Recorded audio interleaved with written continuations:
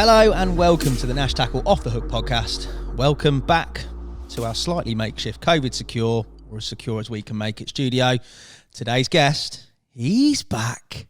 Alfie Willingale, welcome to the party, mate. How are you? Thank you, mate. I'm good. How are you? I'm really good, mate. How are you feeling on the other side of the mic? It does feel a bit weird, more for the fact that I haven't had these on. I haven't spoken to the mic and heard my own voice for a while. So it is.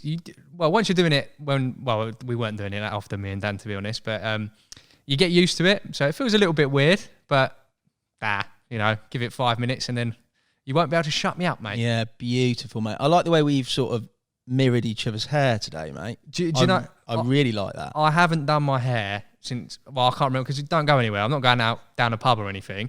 I've just put a hat, but it's got to that length now that if I put my hat on, it all comes out the side. And unlike Dan Yeomans, who's just run with it for far too long, I just thought, I can't, just because it comes out. So I thought, I'll see what it looks like. And it's all right, isn't it? It's more the beard, mate. It's more the beard. That I've just said I'm not shaving the beard until you can have a haircut. So we've got about another month. And even then, I might run with it. I like it. I like the caveman look will come in, mate. You and Dan, like different stages of evolution. yeah, we'll be back on the podcast and have our own show or something. There you go, mate. Happy days. But I'm going to point it out here because we can overlay a picture. You've had a mega result yesterday, haven't you, mate? So you'll be buzzing, even though you're doing this podcast and I've dragged you in. That is a mega result that you've had days only as well, mate, yesterday. Yeah, that felt like I felt like I deserved that one. I haven't done too many days this year, obviously with this situation, how it is and everything, but it's been cold, the winter's just been so cold. I've been on a few shoots and it's just been, the lake's been frozen, two of my, sort of day session shoot, or a couple of days in a row where we have to go back. They've just been frozen, one I did on a Ronnie Claw, that'll be out at some point in the not too distant future. We didn't need a fish for it to be a piece. But, and I was like, I would have, there's a chance, but not when you've got 3 inches of ice. We were hitting it with a scaffold bar, and you couldn't, to crack it, literally, over the head to crack the ice. But once you've booked in the dates are booked in. But so that one, I've been going down the syndicate, it's probably my 3rd day session this year, maybe my 4th, and I've been down there and I've just been just shivering because it's been so cold. And I got down there yesterday morning, just as the birds will start chirping, it's still dark, but it gets light within 10 minutes and you can see everything. And it just felt right, I got there and I see one show and then I see another one show. I was like, this is spring, this is happening, because I've been down there and I've just been it's a waste of time, there's no point being there because you're just looking at the water and it's just freezing cold, you're not seeing anything, but just to see them free show, and just a few dots was over the top, and first big one of the year. I've had a couple of rotters, mate, proper rotters. Have you seen that organisation video I did? If anyone actually watched it to the end, that fish, it looked dead, mate. It literally looked dead, but I was I even say it, it shouldn't be swimming. It's a bite under the ice. That's hopefully kick things off, mate. What was it, 38? 38.4. Wow, yeah. That's a good... Yeah, it was big, you could see it was all full up and everything, that's just that time of year, isn't it, when they're really big, mate. But it was, nice one. I was, to be fair, happy. Any time of the year, good result, mate. That's a good fish, that is. It is. When it's a nice fish, that. So I just done. Sort of it's all paid off, really, those early mornings, a bit of practicing down the field with the casting and that, so when it all comes together, it feels very rewarding. It was a very rewarding one, that. So nice, mate. Good angling. We're going to talk today about you, from the beginning, if you like, because doing the podcast, you tend to hear other people's story. But I don't know if we've heard to the full extent of your story, Alf. Yeah, I think we might have touched on it, but I only would have glossed over things. There's no way I would have actually gone into me, and if anyone's cares, don't get me wrong, I'm not some your Allens and Ollies and things like that, but no, you better. Who knows?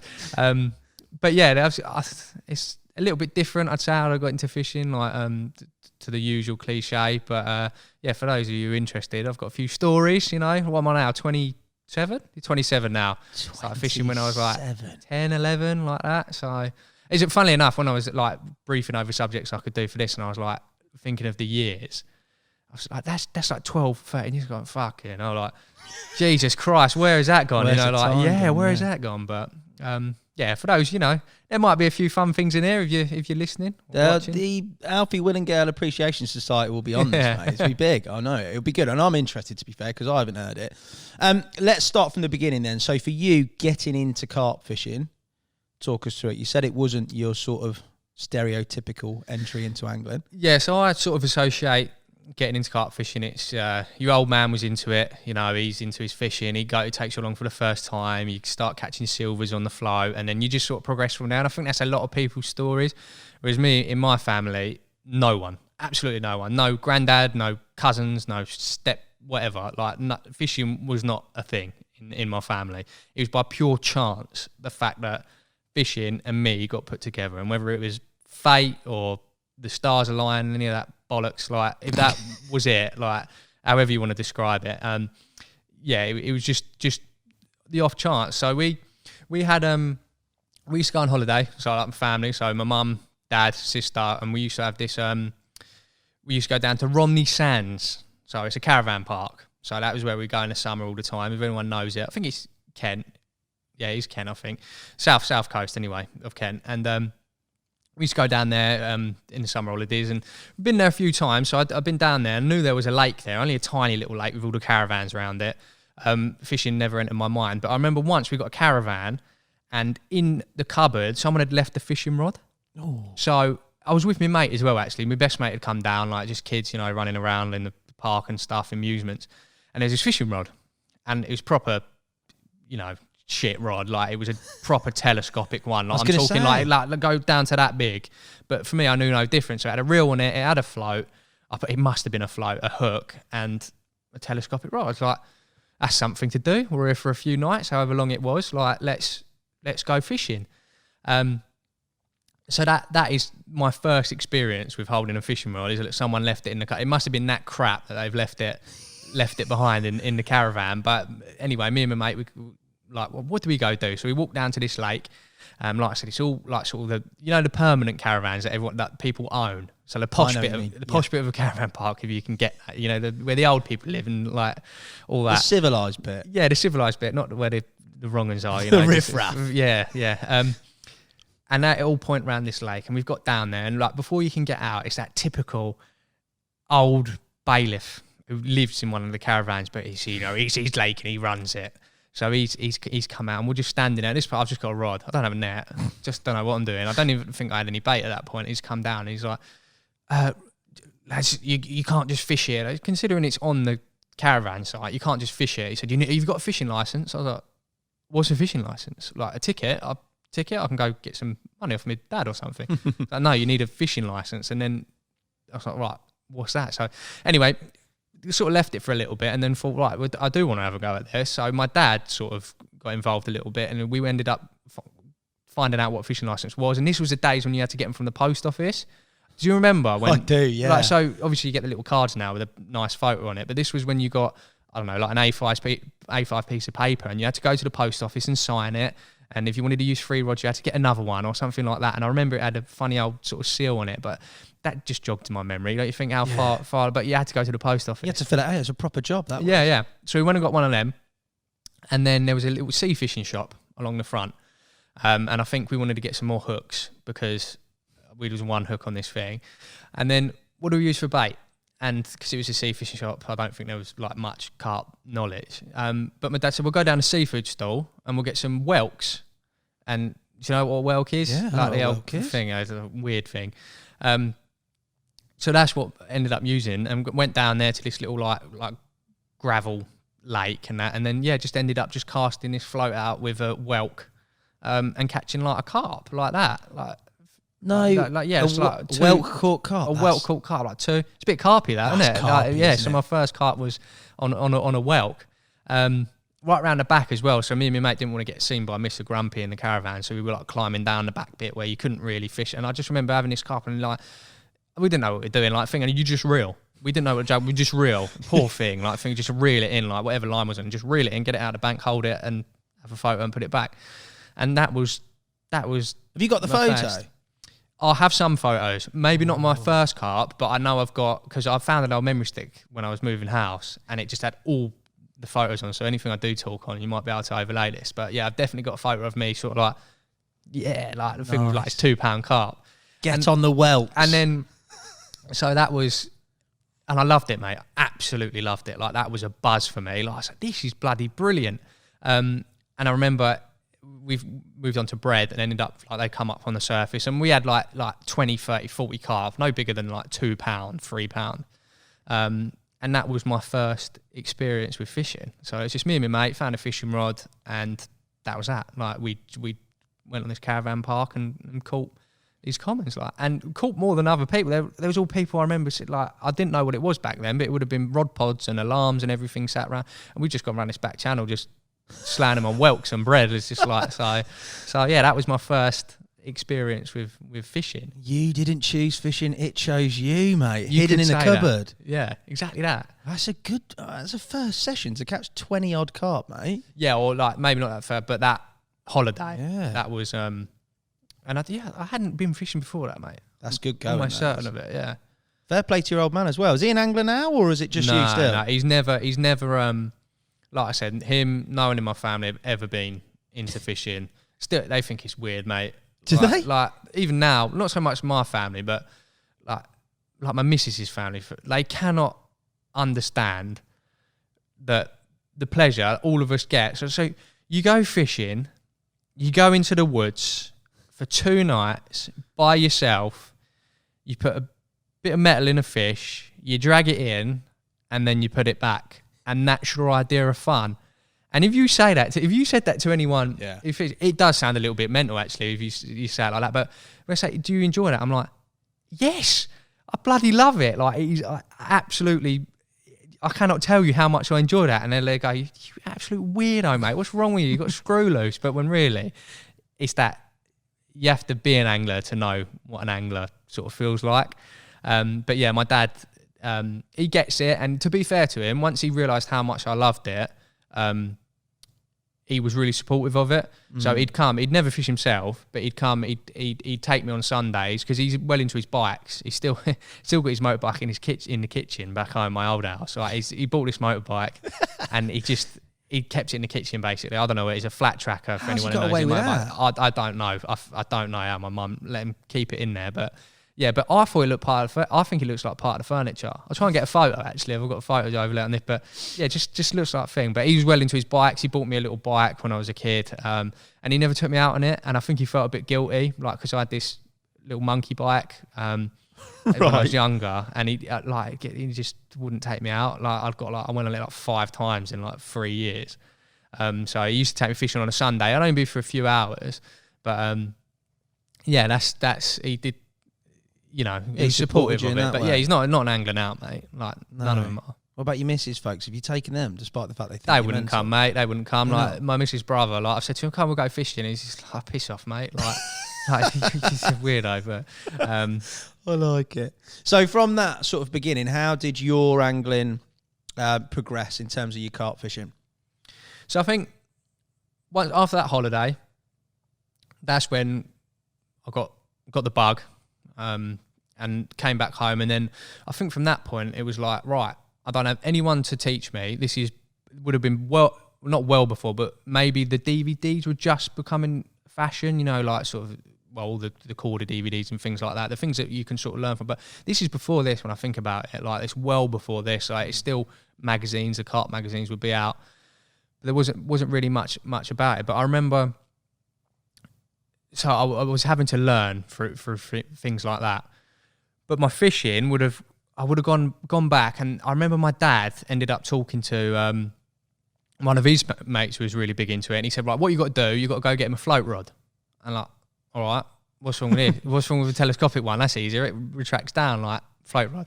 And we went up to the tackle box in Dartford. That was my local tackle shop. And he took me out there, spoke to a bloke. He didn't know what it was. I didn't know what it was. And he said, what float rods have you got? And it's like, yeah, so this is all right, 20 quid. I still remember it, mate. I've still got it. That's the best. I've still got this float rod. This is the first bit of fishing gear that my dad got for me. It was a £20 Shakespeare float rod, 3-piece, and mate, it was my baby. Like I'd got this thing, and to me it looked a bollocks. Like it was black, it had like gold writing on it. I was like, look at this thing. Like this is a bit of kit, like compared to the old telescopic rod. So at this point I'm excited, but I didn't know what to do with it. like I still had, I think I had a little float reel as well that someone had given me, like tiny little reel. But to me, again, that was the best reel that money could ever. Like I was, look at me, like look what I've got. So we would have bought that, and then I remember we went once with my dad's mate, and it was funny actually because my mum and dad like to drink. They've always liked to drink, bottles of wine and that. I'm going somewhere with this, by the way. Okay. So the corks, they'd always save the cork. They'd have bags of the wine corks. I mean, what are you doing? He's like, oh, it's for Chris, who's my dad's mate. And he said, because what he'd do, they were controller floats. Oh. So he'd put a swivel in it, do whatever he did, Job done. and use them as controller floats. I thought, that's pretty clever. Like, when I think of it these days, like, it's a good idea. I remember we took him down and he took us fishing, and I've got my float rod and everything. And, like, this is the first day right now I'm fishing, you know. Like, they're carp fishing, I'm float fishing, and I was catching. I think that day we went to a little lake and I caught just silvers, but I always remember this. I would have caught, which looking back was probably £1.5, £2, like golden rudd. Ooh. On a chickpea. I always remember it. Float fish chickpea. They just like chickpea, and yeah, just ended up catching this rudd. And I look back now, I wish I had the photo. I probably didn't think anything of it. That's a massive rod. But yeah, that was my float rod, and they were catching carp off the top with these floats, and I was like 10-pounders. I was like, wow, that's now I've seen a proper carp, not like a carp the size of the rudd I just caught, basically. So that was when, again, you sort of progress and you get more excited, and then you just end up sort of like doing it more and more and more. But at the same time, I didn't have a clue, mate. So it was a very slow progression. I had no one who, I went with my dad's mate, but they weren't like teaching me a lot. Like, it was just a one-off day trip. So it was very slow progression. And then where would I have gone from there? It would have been, with that float rod, I would have gone to Darrenth Fishing Complex. Darrenth, mate. Reasonably well known. Reasonably, yeah. Yeah, like back when I spoke to Briggsy about it a lot, obviously when he used to fish down there and that. But this was just the day ticket lake. So like, that was a local fishing complex where my mum and dad could take me. And I would have gone down there with the float rod, just catching silvers. But I didn't know how to catch them. So I'd 10 or 15 in a day would be a good day for me. And you know, think, why? Like, because I realised I was using like fluorocarbon, like hook link spools. So you imagine £15 fluorocarbon on a float rod that I've spooled because I didn't know. I've been out the tackle shop and bought £15 fluoro hook link and just spooled it up. So I put 20 metres of £15 fluorocarbon, and I'm using size 14 hooks, and I remember like getting the absolute when I can't go through the eye twice because whatever knot that I've made up in my head, I had to go through the eye twice. So I'm using like size 14 hooks trying to put fluorocarbon, catching a few silvers, and again, it was all like thing. You were I remember catching though, mate. Catching, but like 10, 15 roach in like a good day. That's, you know, I'm glad I got better than that now. And I always remember the bailiff come round once, and he was a nice bloke, and he was looking at us, and he was just like, what the fuck are you doing? You know, like what is that? And he went into the little clubhouse that was there, and he got like, do you know, like the pole rigs, sort of when they come around the pole. He said, look, just tie this on. So he just tied it on thing, and mate, that was like game changer. Like my world had been open to catching these fish. Just how that difference can go down to like, well, it's quite a big difference really, to like your £3 line and your size 18 hooks. 15 and that was it. Fluoro. Yeah, that's just, you know, talk about being subtle. Nice. But that was opened up a world. Then it became a case of like, I'm going to catch 100 roach in a day today, or silvers. I'm going to catch 100 and then that's what I was doing. So I was going for these day sessions, and I'd just be, how many silvers can I catch? And surprisingly, throughout that whole time of like float fish maggot, I never caught a carp. Just all bits. It was just all silvers. Yeah. Like, so it was just that sort of progress. And then that was me excited for a long time. That kept me occupied. But then I would have at some point, I'm just trying to think where I would have gone then. Yeah, actually, I would have been just into secondary school now. So I don't know what age that is. So like year 7, like 12. So yeah, 12, 13, around there. Not ridiculously young, but I'm very inexperienced, like angling. I think the school had a competition. Or they said, no, we'll go fishing for the day. So I was like, oh, I love fishing. Like, that's me. I can catch 150 roach in a day. Like, that's me. Like, and I'm quite competitive. Like, if I look back, I am a bit of a competitive person. So as soon as we got the opportunity to do this, my eyes lit up, mate. I was like, oh, fishing, yeah, like, let's go. Like, I wanted to, like, that was my fig. And I'll never forget it. It was only like 6 or 7 of us from the school.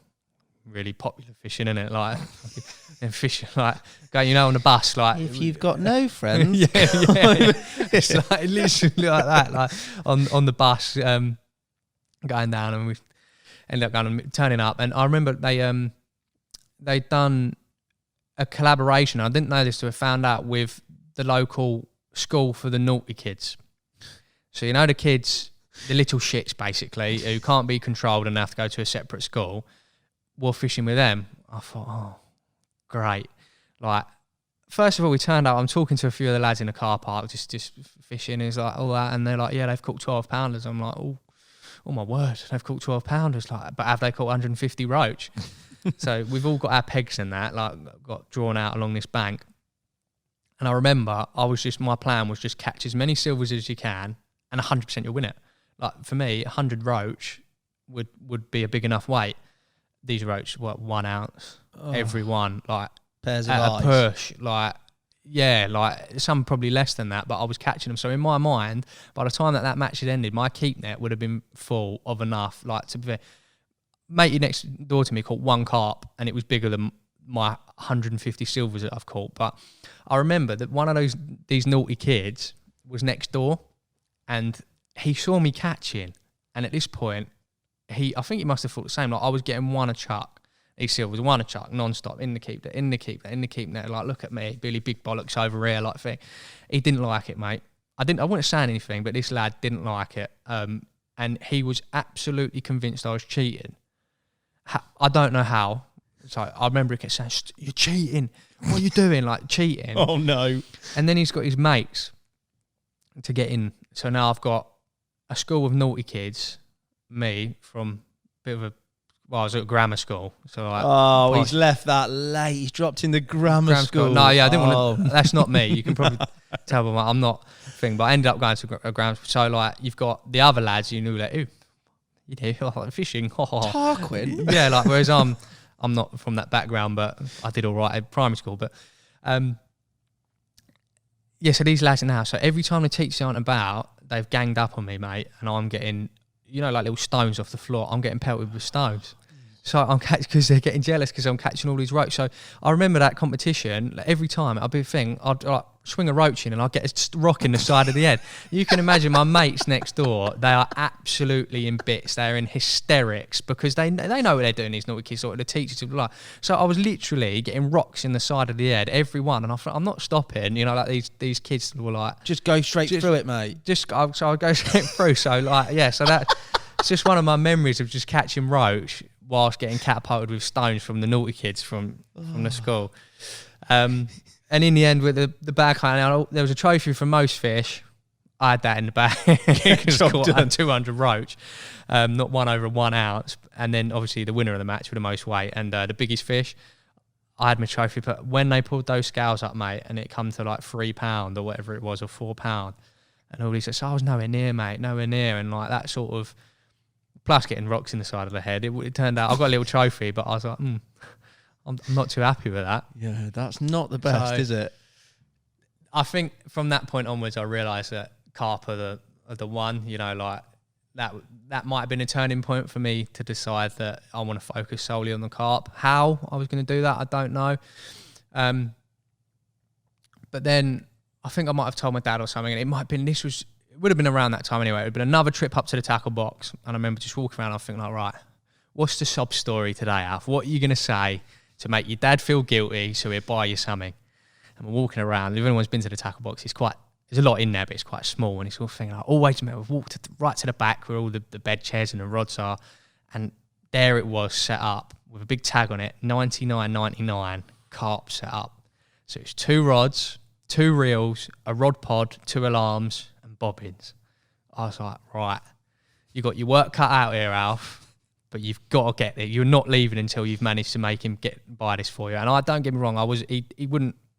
My family were very much like, you get your birthday and Christmas, otherwise you ain't having it. Like, if they had, the FIFAs always used to come out in October and that, but I would be that kid at Christmas where everyone was good, like, which I think is a good way to be, really. But I thought every now and then I could, guilt trip him. Start crying. Like, yeah, pretty much. Yeah, just a 12-year-old just crying in the tackle box. And I don't know, I said, that's nice, isn't it, Dad? Like, that's nice. Like, that could be me carp fishing. And I don't know what I've done, but in the end, I've walked out. He's bought me this £100 set. I am beaming from like ear to ear, my face like this is the best thing that's ever happened to me. And just like I was proud with that float rod, I've now come on to the carp setup, and this is my. I remember going home that day, mate, and setting up, getting the rod pod out, getting the rods on the rod pod, all in the front room, putting it up, and just looking at it, just going. When really, £100 for all that, it's not going to be the best gear. So, and I'll tell you exactly what it was. I remember exactly. I've still got the rods in the airing cupboard. Have you? 2 Ron Thompson 12-foot 3-pounders. 2 Akuma bait runner reels where the line came preloaded on it. And I tell you that whatever that stuff was, it's like tow rope. £50. It just you couldn't break it, which is perfect for someone who can't tie knots. 2 Prologic alarms, circle. They're a circle shape. I don't know, and then a Ron Thompson rod pod with a couple of bobbins. And I remember that perfectly. And yeah, it was always I'd set it up, set it down, set it up, and that was when am I going to use it? Like when do I get to use this? And how am I going to use this? I've only ever been float fishing before. I've never ledgered. I've never put a rod on the bottom. So I can only imagine I would have done a bit of reading to find out how to do it. And the way I used to learn was, but I always remember the downstairs toilet, anyone who needed a shit, there was a selection of books, and you had Viz magazines. If anyone knows what Viz magazine, I understand it. Yeah, do you not know it? Viz comic? Well, it's my dad. I understand it now. He shouldn't have left the young lad reading that. It's not a naughty magazine, but it's an adult humour magazine. Oh. So I love it now. Some of the things we were writing, if anyone has that sense of humour, it cracks me up a lot on thing anyway. But it would be Viz magazines, or it would be how to fish, or like how to, and it's like these books. And you could tell I know they weren't that good. They were shit ones, your generic sort of how to fish ones, because my great aunt Lynn, now she, you know that you've always got that family member who gets you the shit present. Yeah. Like, and every day, you know that it'd be £1 sellotape to a card. If it was from Aunt Lynn, sorry, she won't ever listen to this, but like, I do appreciate it. But once she learnt that I like fishing, it got a little bit better, because I'd get books and DVDs, like John Wilson DVDs and that, which she found at the boot fair for whatever price. But you always knew they were bad, because, you know, like my mum used to let me open a present early on Christmas Eve, me and my sister. Yeah. And it would always be Great Aunt Lynn's, because she knew that it was shit. So like the next day, like, just have that, and I'd be like, oh, great, like, cheers for that. Did you get classic fishing cards as well for your birthday and stuff? Just the absolute deadest cards. I must have. A rod on. I remember those from various members of the family thinking, all right, I fish, but allow it. Do you know what I mean? Don't go down the 50p route of the old terrible fishing-related cards, mate. Dreadful. Everyone knew in my family how into it I was, so I must have, mate. But these books, and this is how I was learning. And it's mad how this all comes back to you when I'm talking about it, but this was my Bible, mate. Like, in the end, like, I'd look for it all the time, but I needed someone to tell me what these things were for, because now I found what a hair rig is, and what a boilie is, and what, it would have been in my mind before I got that set up, obviously, but like this would have been that time when I'm starting to learn a little bit more. And I always remember I bought my first baiting needle from eBay, and it was a silver baiting needle, and in the bottom you could put bait stops in it. And I'm trying to figure out, so I've now got this baiting needle, I bought some boilies, bought some pre-tied hair rigs, and I'm like, all right, how on earth, what do I do here? So this goes on there, but idiot that I was, you know, on a bait stop, you get 2 bits, and then the loop of the hair sits in the middle of the bait stop to secure it. Yeah. Well, I'm cutting it into singles. I'm cutting through that bit to push the circle bit in the bottom of the boilie where I put the hair. It sounds so ridiculous now, but I remember just securing it in place by just pushing a single bit of bait stop into the bottom of that boilie for it not to come off. So I didn't really know what I was doing. But yeah, that's when I had that set up. So that's what I was armed with then. I don't know where I was going with that. What was the question? I've gone off on tangent. We were just talking about your development, mate. Really, just development and sort of how you progressed in terms of carping. You talked about obviously Darren venues, float fishing days now going into this, and the carp fishing tackle coming into play. From there, in terms of you actually using it, right? Where did you head to, mate? I don't think I did I? Right. So now I've got my in my eyes, fancy setup. And it was either back to Darrenth or... Now, I'm from Gravesend. Now, if anyone knows... Well, that's where we are. Born and bred Gravesend, 26 years. Gravesend is a place that used to be all right, but it's not as nice as it used to be. Let's put it that way. Right. But it had a lake, Park Lake, Gordon Promenade, or the Prom. You just know it as a Prom, which is down on the Thames. Used to be a lovely place. My mum used to take me down there. There used to be a pirate ship you could play on. This is when I'm well young. I'm not 14. Going, Mum, look at me. Look, I'm driving a pirate ship, Mum. Yeah, please, Mum. But yeah, and it was progressively getting worse. I don't know what, for ever reasons, like the area was getting worse and crime and everything, all that. And it just got a little bit dodgy, but it used to be fine as a kid. But there was a lake down there on the Prom, just Gordon Prom, and it's Park Lake. And this is how bad it had got. There used to be a little hut where you could hire fishing equipment. Could you imagine that these days, having a little, almost like a little burger van, but with fishing rods? And an old bloke used to run it, and you used to hire fishing rods, so I was told. But he just kept getting, everything just got nicked. Like, just nicked it all and then burnt down, and it was just like bad. So that's what I found out. So it would have been Darrenth and between this Park Lake. And I remember my mum dropping me off once down there. I can't, like, these days, I'd be scared to go down there now, mate. I'm 27 years old, but back then... ends, mate. Yeah, so I'm, however, like 12, 13 years old, getting dropped down to this Park Lake for the whole day. And you'd see some characters down there. And I'll never forget, this is one... I debated taking my equipment down there because I was like, I've got my new... This is the best thing I own. Like, it's my life. I don't know whether I want to go down there in case it gets nicked. Anyway, I had no problems with that. But I always remember the first time that... So I'm out now, rod's out, with a lead. It would have just been a lead sliding on the line, because there used to be a sea fishing shop in Gravesend called Dolphin Angling Centre, shut down now. So I'd just get these leads, 1/2 ounce, and I'd put it on the line and I'd tie a pre-made hair rig. That was it. That's all I knew. And it'd either be luncheon meat or a boilie. I've been there. Yeah, that is literally all I knew. And I've cast my rods out, but I've got my rod pod up with my bite alarms facing outwards. So they're not looking at you. I didn't know what way they were meant to go, mate. Yeah. Like, I had no idea. Like, and so I remember some lad coming round. So he would have been a lot older. He would have been like in his 20s or like mid-20s. Looking at me, he's like, "Oh, so you fish with your bite alarms facing the wrong way?" It's just like, "Yeah, why?" And I was just like, at this point, I'm like, "Yeah, I know, mate. Trendsetter."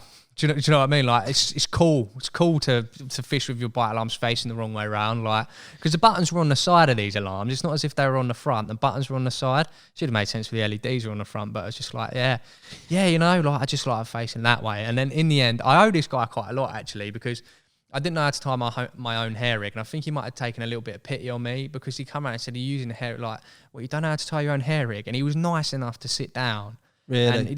And it was a bit rough, do you know what I mean? But he obviously took an shine to the fact that I was a young lad trying to go fishing, and he taught me how to tie a hair rig. Yeah, I mean, he nicked all your kit, but he taught you how to tie a hair rig. Yeah, he taught me how to weigh his mates, nicked it behind my back. But he taught me how to tie a hair rig, and that was quite interesting, I suppose. That's where the first time I've actually seen someone, what it involves, whipping around the shank, going back through the eye and all that. So I owe him a little bit, I suppose, that he was nice enough to sit down, just talk through. And I never caught a carp out of there. Caught bream, but I remember I never caught a carp out of there on whatever I was doing. A story from down there, though. I remember, like I said, it was rough. I remember, do you know those little triangle fold-out seats? Triangle? So they're like little tiny little things. You get them from the Argos or the camping shop, just a triangle. I don't know how you'd sit on it all day. It's a nightmare. And I remember that was my chair that I'd take with me and my stuff. And I remember, so this lake had 2 fountains on, massive fountains that would spray up in the air, and all lily pads and everything. Lovely. Nice. You know, what a beautiful thing, yeah. And I remember there was these lads down there, group of young lads, and they're like, he come joining around, he's like, "Are those fountains annoying you?" I was like, "Not really, mate." He's like, "That's so noisy, isn't they?" He went, "Give me that." And he's just taken my chair, like, my triangle chair, and like the big green boxes, like the exchange you get on the end of your road. Like there's one of these with the controls for the pump. He's taken my chair and he's just gone and he's smashed the life out with my chair. He's just smashed the life out of it, and I'm just standing there like, oh, like if he's doing that to my chair, don't touch my fishing stuff. Like, and he's just beating it up. He's just wedged it open, bent it all round, like turned this pump off. I don't know how he got in it and just went through it. There's your chair back, mate. And I'm just like, thanks, Mum. Can you come pick me up? I don't feel safe. I didn't realise Kent was so rough, mate. Nah, that was just Gravesend. And the thing is, Gravesend, if you grew up in Gravesend, a lot of my mates, like, it's a shithole, but it's our shithole. Do you know what I mean? Like, you don't feel, if you know what it's like, you don't feel threatened. Like, if you go on a night out on a Friday, you go to the pub, it's always the same routine for a lot of people, like my old schoolmates and that. And I still, well, before all this COVID and that, I still see them there now. Like years ago, you'd always go to the Weatherspoons first of all, meet up with your mates. They don't play music. You'd have a few beers. It was cheap. You catch up, and then I'm going way off topic here, but anyway, I'm just trying to explain Gravesend. And then come 10 o'clock, you've had a few pints, and you feel like, whoa, I could do with a bit of music now, and it'd be straight up to the Pembroke back then, but it's called the Goose. But that would be the same routine for everyone. Yeah, just be pub. But that is the general. It's great. It's a shithole, but it's our shithole. Yeah. So all my mates were there and everything. So it's not. I'm not making it out like it is. It's the people, terrible. Not the place, mate. Yeah. So, and down at prom now, I've heard a lot of film. My mate got mugged at knife point for his phone, so I wouldn't go down there now. I don't know what it's like. I haven't been down there in a very long time. I think there's got to be a Park Lake shoot coming up in the future for you, mate. Yeah, mate, I don't know what it's like now. Yeah, we could go back down there. Go with a brand new setup and see what happens with your chair, mate. If someone smashes the old fountain exchange. Even that, I used to have the old multi-tool. I won't talk about it in front of Yeomans. Yeomans loves a multi-tool. Just from a luncheon meet, I always had a penknife on. And I remember once these lads, like, again, I'm well young, they see me and they wanted to have a look. And I think, I'm not giving you this tool with a knife on, like, so. And I think from there, like, I think I told my mum, and I got offered drugs as well. Like, I must have been 12, mate. Like, and that's terrible, mate. I looked really young. Like, as a kid, baby face. Like, I looked 3 years younger than what I was, and then I hit 17, grew a beard, and bosh, that was it. Fine, I was sorted. I could get in everywhere. But I was a really young looking kid.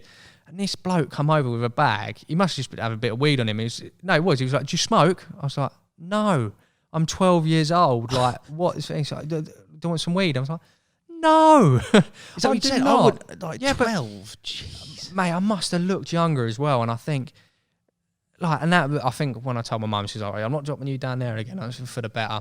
Then I would have gone back over to Darren. And this is where I started catching carp on exactly that same method. Me and my mates, we go on the Willow Lake this time, which was a lake sort of along the road as you come in. But we just flick Cuba luncheon meat out, because that was the best bait in the world. Once you caught one fish on it, there was nothing that could beat it. If you hadn't caught many carp before, so then have luncheon meat and catch. And we started catching carp up to sort of 10, 11 pound, and we'd go every weekend, mate. Week in, week out, every weekend through the summer holidays. Have competitions with my mate, but this the whole time, mate, I must think it would have been the same hair rig or the same 2 hair rigs. So how blunt those hook points must have been, like size 6 barbless, 30 plus, supple braid hook link, sliding 1/2 ounce lead on my Akuma reels, which have already got line on, and I'd catch 8, 9, 10 in a day, up to sort of like 10, 11, 12 pound, maybe 12 pound was like, you own the place. Yeah. And then you just churned out the same rig. Brilliant. All the time. So that would have been, I'd say, my first real experience with catching semi-decent carp consistently on traditional bite alarms. That's just reminded me, actually. This was the same lake where I had kids throwing stones at me. Yeah. On another day. I seem to get run into them. I don't know what it is. I must attract these people. I used to take at this point, I think I'd got a bed chair out of Argos, like just the 40 quidders, but not for night fishing, just for sitting on. Like, I didn't know what I wanted. And I used to take it to the day, just because you're right about a car park, just lie on it on the day. So I must look like a right weirdo. But I remember once a group of lads come down from the estate, like a big group of them, weren't paying. Like, they were there to fish, but they weren't fishing. There must have been about 15 of them, and they started having a catapult match, but not your midi not your mini catapults no. or whatever your catapults, you know, your proper, the ones that do you a bit of damage, and they started going like over the thing. So I remember flipping my bed chair up onto its side, laying down beside it to use it as a shield. And yeah, I remember running off that day, having to pack all my stuff up, running up through like over a hill and back. It's just all coming back to me. Long live the Argos shelter / shield. So mate. that £40 Argos bed chair could have saved my life. Probably did. And that was my experience with carp fishing at Darenth. To lie, no, there's one. I must have fished on that Willow Lake for a good year. Like that was, I got a few mates, my neighbours into it mainly, and we'd all go. I got loads of photos of this. Like it was just my photo album, catching these carp. And then once, for whatever reason, I can't remember why, we would have said, let's try a different lake. And I thought they were all members' lakes, but there was one at the back called Long Lake. I'm sure a lot of people will know this, Darenth Long Lake. Catfish. I didn't know what I was fishing for. I didn't know the carp, but we've walked, and I mean walked from the car all the way up down the back to this Long Lake, set up exactly the same rig thing, cast out, lunch and meat. Don't know what I'm doing, really. Everyone's there with their bivvies and everything. Just me and my mate for the day. I've had a bite and I've hooked into something, and I'm like, right, this is the biggest fish, whatever it is, I've ever hooked in my life. Yeah. So like I am like this Ron Thompson rod, this Kuma reel, hooked up, like thinking it's gone and hooped over, and I'm like, as a kid, this is like unbelievable. And 45 minutes later, I've netted a 44-pound catfish. Oh, that's the stuff of dreams, mate. So as a kid, it's not as if like if I caught a 44-pound catfish now, it's not nothing. But as a kid, a 44-pound catfish to a 40-pound carp to a pike, they all meant the same to me. Like it also the fact that, and I like. It was the most unbelievable. I remember ringing my dad up, him ringing his mates up, and luckily enough, the bloke who owns the lake, I can't remember his name, had a decent camera there, so I got a really nice shot. So if you're watching this on YouTube, you probably overlay it. 40, that's massive. 44-pound catfish, and like my biggest carp was 10, 11 pound. So this has just blown me away, absolutely blown me away. And I always remember, I sent that in. Do you remember the old Tight Line show on Sky Sports? Yeah, yeah, Keith Arthur, Bruno Brooks, all those boys were on it, weren't they? Yeah. And I sent it in on one of the competitions, and I didn't win it, but I got a placement. And I remember like, were you on the telly? Did it go up your photo? On the TV? Yeah, on Sky Sports. And I've got it on recording somewhere. I remember all my nan was watching it, my uncles were watching it because they said you're going to be on Sky Sports, and I just popped up and it was just like, oh my god. I remember those, yeah. Thursday nights, wasn't it? Tight Lines. That was quality. And I remember winning a little Drennan bundle, and I was like, oh my god, they've sent me their whole warehouse. Like, it was loads of stuff for a kid, when really it was probably 100 quid worth of terminal and that. But yeah, and then that was really me, like, done, like, as in terms of what I was interested. I've got a lot of hobbies now. There's a lot of things that interest me. I hate being bored. Boredom for me is the worst thing. So I've loads of things. Like fishing obviously is number one, but then football, there's always something that I can entertain my time with.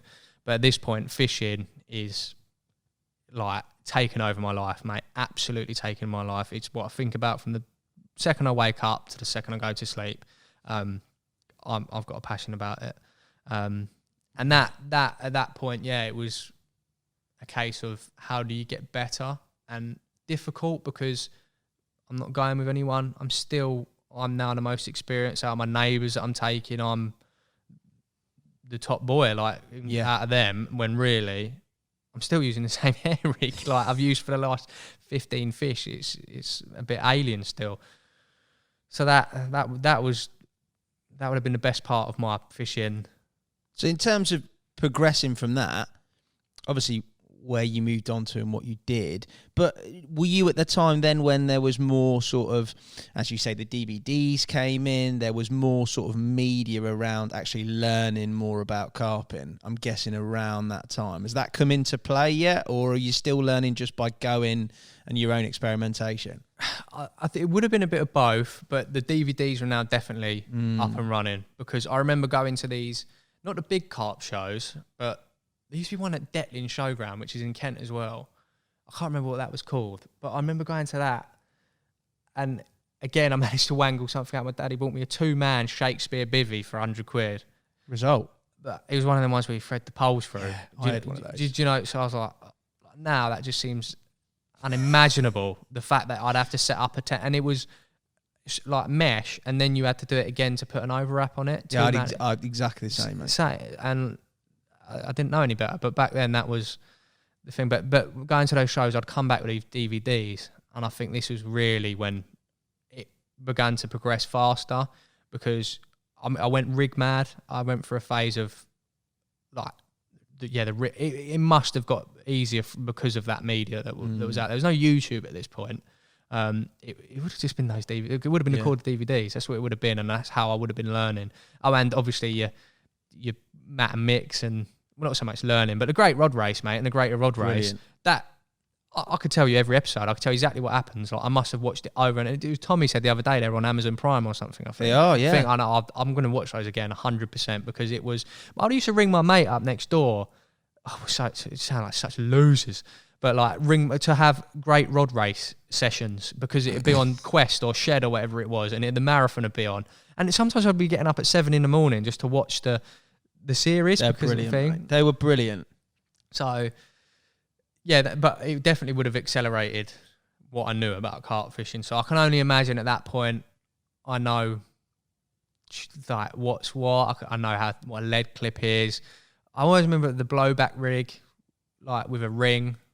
Going up and down and shrink tube. I must have picked that up because that was my the one. That's the one, yeah. And then, best clothes on the dance floor, yeah. And then tubing, I would have understood lead setups. What about venues wise? So you progressed there in terms of like your if you like understanding terminal tackle rigs. What about where you fish? At Durham, did you stay on that complex, or as you grow through, do you go somewhere else in Kent? Is there syndicates, club waters? Are we there yet? Yeah, so I would have then. I probably would have been. I'm just trying to think how old I would have been after that period. But I would have Monk Lakes as a day ticket again down in Kent. That's actually jogged my memory actually, because I joined the club, but I don't think I would have joined the club before I was fishing Monk Lakes. Right. So Monk Lakes, yeah, that definitely was, because I remember I caught a 25-pound carp. Oof. And then went back the next week and caught a 29-pounder, and then went 2 summers, I think it was, and didn't catch a 20-pounder. I still remember the photo because I emailed them and it went up on their website and all that. So I would have learnt a lot there, Monk Lakes, back in the day. Was that your first 20, that 25? Yeah. Yeah, that would have been my first 20-pounder, definitely. And then a 29 the next and week. Then whether or not it was, I think I was weighing them with the sling. Because but some people still do, Al. yeah. Won't name names. But yeah, it would have been a mid-20 and then an upper 20 to some, because it weren't like a retainer sling. It would have just been the mesh sling, so you're looking at a couple of pounds tops. But it would have been decent fish. And again, I should still have the photo of that. Actually, you see it, and I look like I got my braces on and like a cheesy old little loser kid, like hey, carp, like thing, like. I've got no friends, but I got some big carp. yeah. Like, what's your PB, mate? Yeah. So I would have gone there, but at the same time, or around that time, I would have joined a club, which was Kingfisher Angling, which I'm gutted because I dropped that ticket when I went to uni, and now I live where those lakes are, literally walking distance. I won't say what ones, just in case someone comes and robs me, but I live within walking distance, and I'm like, there's a 6-year waiting list now for this little club ticket. 6-year waiting or list. 5-6 years. It's ridiculous because it's only a £90 ticket. It's got some good venues. Like, so I ended up doing loads of time down there. This would now have been during exams, because I remember, I think the summer of when my GCSEs finished, I just lived down the lakes.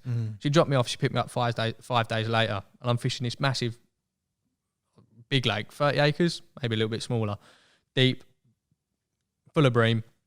So I'd catch bream, no problem. But I wasn't catching carp. 5 days I'd sit there with the rods out. Like I couldn't afford bait.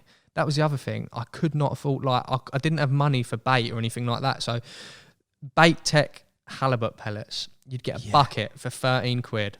Some were pre-drilled, some weren't. And that was what become my thing, because they would last me. So I could use little PVA bags, but at the same time, I had hook baits inside them as well, and that would last because they're only 12 quid. I remember those buckets, mate. Yeah, I've probably still got some buckets in the shed at my old house. but so I would have used those and then just flitted around those club waters. Again, vastly inexperienced to the angler that was fishing those lakes. I'm still way down there in terms of watercraft, you could say that, and actual physical stuff. I'm still on the line of like noddy, like but some, noddy, yeah. like. Some people, I had a chub bivvy by this point with the overwrap, and I used to hammer the metal pegs in, and I just like cringe, like metal hammer in the pegs, and then the overwrap. This is in the height of summer, like. But everyone's been there. Do you know what I mean? Yeah, true. And what about experiences on fishing there? Any funny stories or things that stick out in your mind around that club lake? So the club lakes. At the same time, I was into my pike fishing, which I sort of found a bug for again recently this winter. But I was like, pike fishing was still a thing for me. But so they had stretches of the river. So me and my mate would go to this river as well, and we're driving now, or he's driving. I'm not. He was a year older than me, so he was driving. So he used to pick me up, and we used to go down to the stretch of river, the Bute or the Yule in Yaldin, I think it was, or the Medway. Anyway, it was a lovely stretch of river. We got a mile of it. We didn't see anyone. Like, you wouldn't see anyone. But tactics-wise, all I knew was bringing a spinner through. It's like all I knew. Anyway, this is why you said any funny stories. A story that springs to mind down these club lakes, two actually, but the first one, I'm pike fishing for the day. It was quite warm, so whether we might have been fishing for them in the summer, which I know you're not meant to do, but again, I was none the wiser. Just spinning on this river. It's a beautiful day.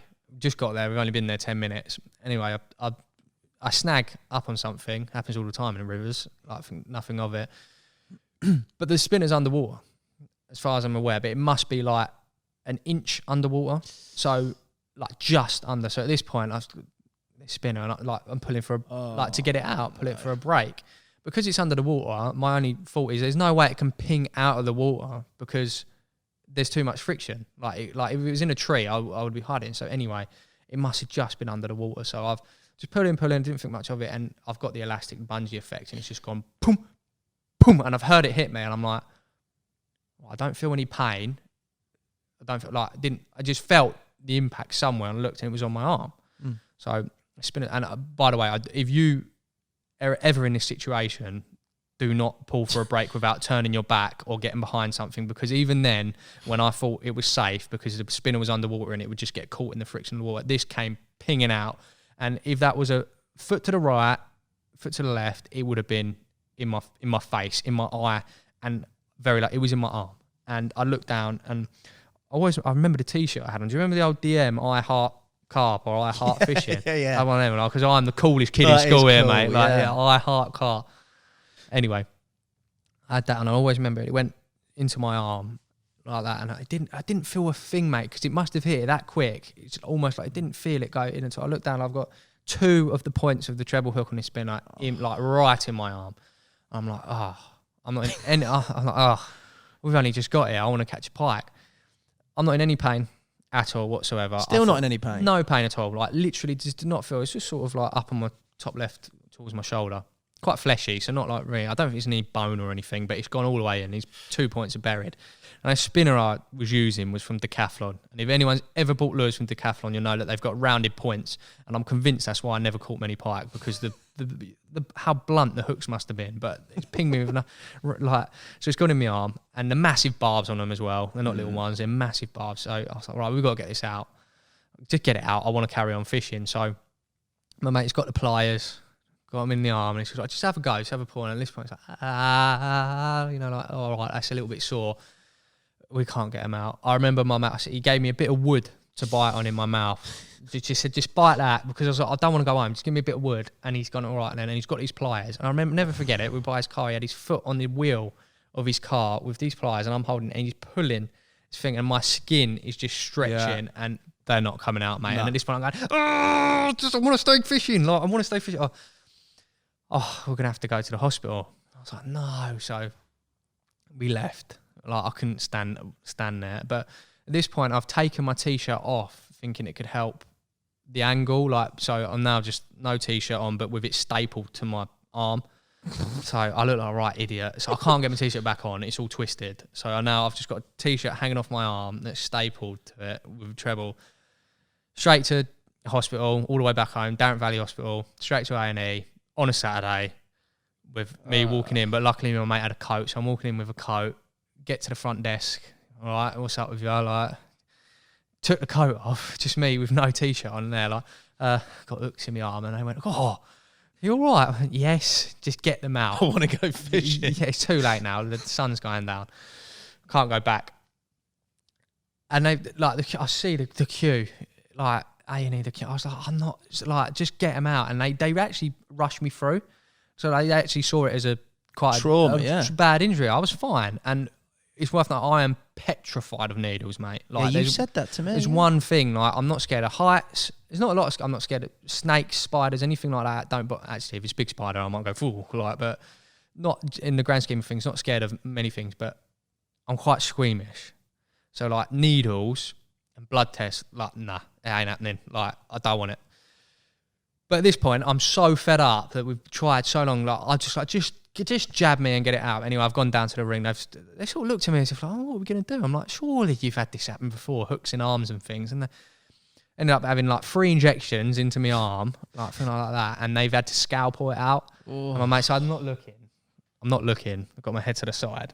I'm like, yeah, my mate's like, "Don't look." And he said they just cut it out. And then, so I've ended up with this big bandage around my arm. Well, I say bandage, it was like a big square plaster. So it didn't go all the way around my arm, but a big square plaster. And the reason I say this is because this is the bit I'm going to tell you about now, which I'm not proud of. Like, it makes sense in a second. Another trip, which was to one of these club lakes. My dad used to drop me off. Oh, sorry, my mate's dad would drop us off. My dad would come pick us up on the way home. It's the afternoon. We're meant to be getting picked up. We've done the night. This is one of our first nights, I remember. Done the night together. Ain't caught anything. Never do. Dad's picked me up and we're on our way home. But we've got to go drop my mate off first, who lives past my house. So we had to go further up. And my mum's texted me. She did. "Oh, you all right? Has Dad got you yet? Are you on your way back safe?" I don't know why I did this. I blame my dad. If you're listening to this, Dad, it's your fault. I didn't even consider that she would take this seriously, but he's like, "Oh, why don't you play a joke on her?" I was like, "All right, yeah, let's have a bit of a laugh." But your dad said, "Why don't you play a joke?" He said something like that. She still blames my dad, which is the good thing about it, because I don't actually think he did it. It was me, but he's like, "Let's wind her up." So I told her, I said, "You said on your way home," I went, "No, I'm at the hospital, got a hook in my eye." Oh, what are you doing? I know. And you know them little kids, I look back at it now and you think, you're the kids who think you're funny, but you're not. And then them kids who you see in the news like 10 years later and they've hurt animals or burnt a building down. Do you know, like one of them weird little kids? Yeah. It's that, if that is a stereotype. Borderline psychopath. Yeah, and I thought, what are you doing, mate? You're one of them. You're one of those weird little kids whose brain ain't firing right. And I thought, at the time, so I put my phone down. Didn't think anything of it. Like, she's going to text me back, "Shut up, you idiot." She's phoned me up. And as soon as that phone started ringing, I'm like, she's believed me. She's believed that I've got a hook in my eye. And like, she's right, she can't talk. And my sister told me, she said she fell to the floor at home, like clutch, thinking her little boy's going to be blind or something, like he's got a hook in his eye. And I was like, oh my God, what have I done? That is the biggest fallout me and my mum have ever had. Like, she didn't talk to me for that. Blames my dad. Sorry, Dad. He still gets the blame. That's brilliant. But yeah, what a horrible thing to do. And like, you were a sick child. I'm not. Yeah, it makes me sound like I was a right weird little child. But I was all right. You know, I think I'm normal. So that happened. So this was before I'd had the hooks in my arm from the pike fishing. Right. So I got the hooks in my arm from pike fishing. I haven't said anything to my mum because I don't want to worry her now. I've been an horrible little bastard. I don't want to worry her now. So I haven't said anything. And I thought, I'll just hide it. This plaster will come off in a few days. I have a little couple of marks on my arm. No problem. Anyway, come home that day. I was fishing. Yeah, it was all right. Little did she know I'd been at the hospital and had hooks scalpeled out my arm. So under my T-shirt is now a big old plaster. Her and my dad were going out that night. And I must have been 17 at this point. Now, by no means do I advocate drinking underage, but my mum and dad, and they've been very strict with it, considering they both like to drink, no booze, like at all. Like, you're not to drink. Like, it was never a bottle of beer at a party when you're 16 or anything like they said. But just so I was sort of 17, like, they'd let me have 1 or 2 beers. That was the limit, like, very thing. And they said, there's a crate of Stella in the back garden. If you want a couple, you can have a couple. It's Saturday, you know, we trust you. Don't trust me, Mum. You've fucked up there. You've put your trust in me. I've just told you I got a hook in my eye and I haven't, and now you let me have it. Well, that was before. So this time, like, that must have been a few months before. But this time, I'm not telling you. So it's like a thing. Anyway, I haven't had 1 or 2. I've had a few, more than a few. I'm in a mess now. Like, it's a stupid thing to do. She's come back home. I'm over the toilet. We're all sick down the toilet. I've finished the whole crate, I think. Like, I'm a 17-year-old. I've never drunk properly before. I've got carried away. Like, don't listen. This isn't advice, kids. If you listen to this, don't do it. It's silly. But I'm on the floor, asleep on the bathroom floor, like, probably content at this point now. I'm asleep. But she's come in and she's seen the bandage on the arm. And I cannot believe what went through her head. But that instant, she thought that I'd been on drugs. She thought I'd been injecting something drugs because I'm at the toilet being sick. Do you know what I mean? So she thought I've been, whatever she thought in that few seconds away, that I'd I was shooting. I don't know. Like, do you know how ridiculous? And then she obviously come round to that. But she, have you been doing drugs? Like, thing. Like, so I'm not injecting. I'm 17-year-old. He's a drug addict. Like, it's so crazy. So I put her through the pain again of, like, her thinking that something's wrong with her son at 17. Like, he's got thing. So sorry, Mum, if you're watching this, I'm sorry. I put you through a little bit of a... Other than that, I was pretty well behaved. But that was a couple of events that happened at these club lakes. Completely nothing to do with fishing, but...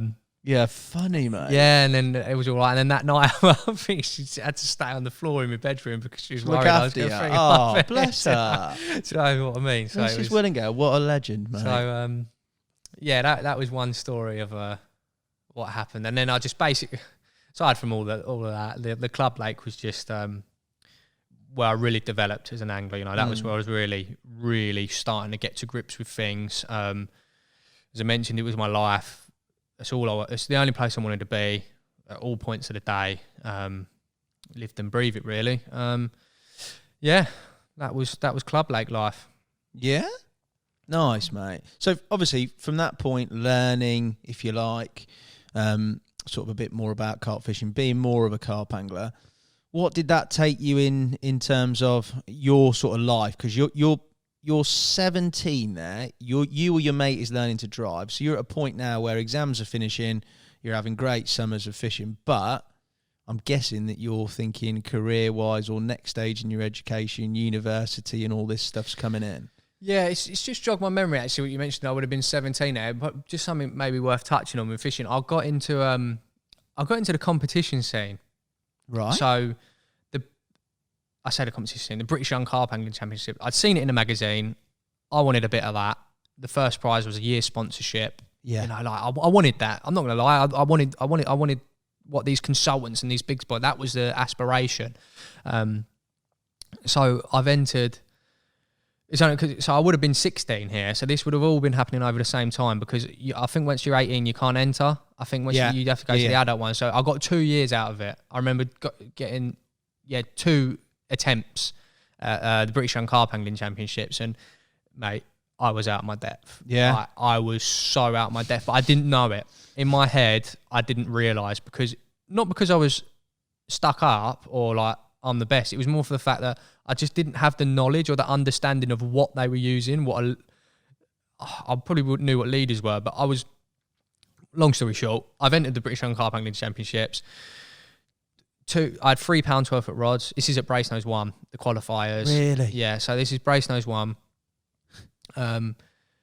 Again, I've turned up, and this was the years when the lads like the Greening brothers, Rob and Brad Greening. Yeah. I don't really know them that well. I think we've met a few times, but they were the ones who were always, you know, like top ball whack. You know, they can cast 120 yards. Jake Taylor was the year he won it. When I was fishing it that first year, that would have been 20, whenever it was. I would have been 16, and I've turned up in my qualifier, Bracenose 1, and I think because they used to do qualifier 1, 2, 3, 4, so Monday, Tuesday, Wednesday, Thursday, and then the top 8 or whatever it was out of those would go through to the final from the Friday to the Sunday.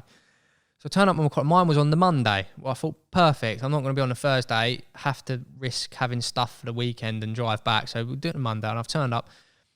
And I always remember I had nut sludge from Hinders. Nut sludge, because I'd watched videos about zigs. I don't think I'd ever used zigs before. And Brasenose one, never been there before. Zigs are the way to go. Mm-hmm.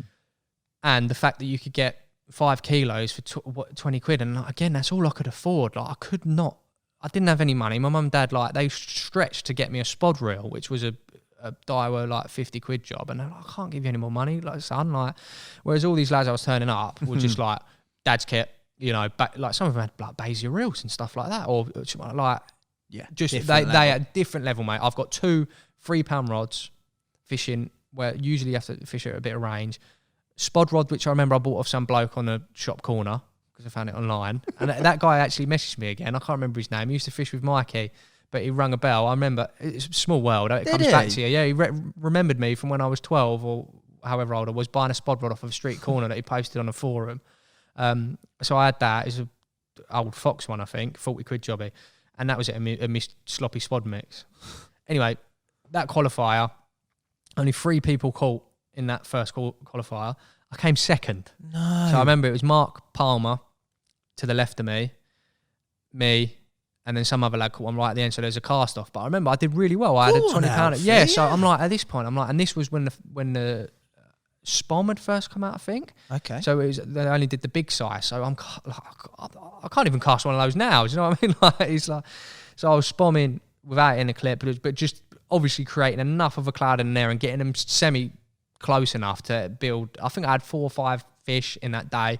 Breezed through a second. Mark smashed it in first, and I ended up getting through to the final.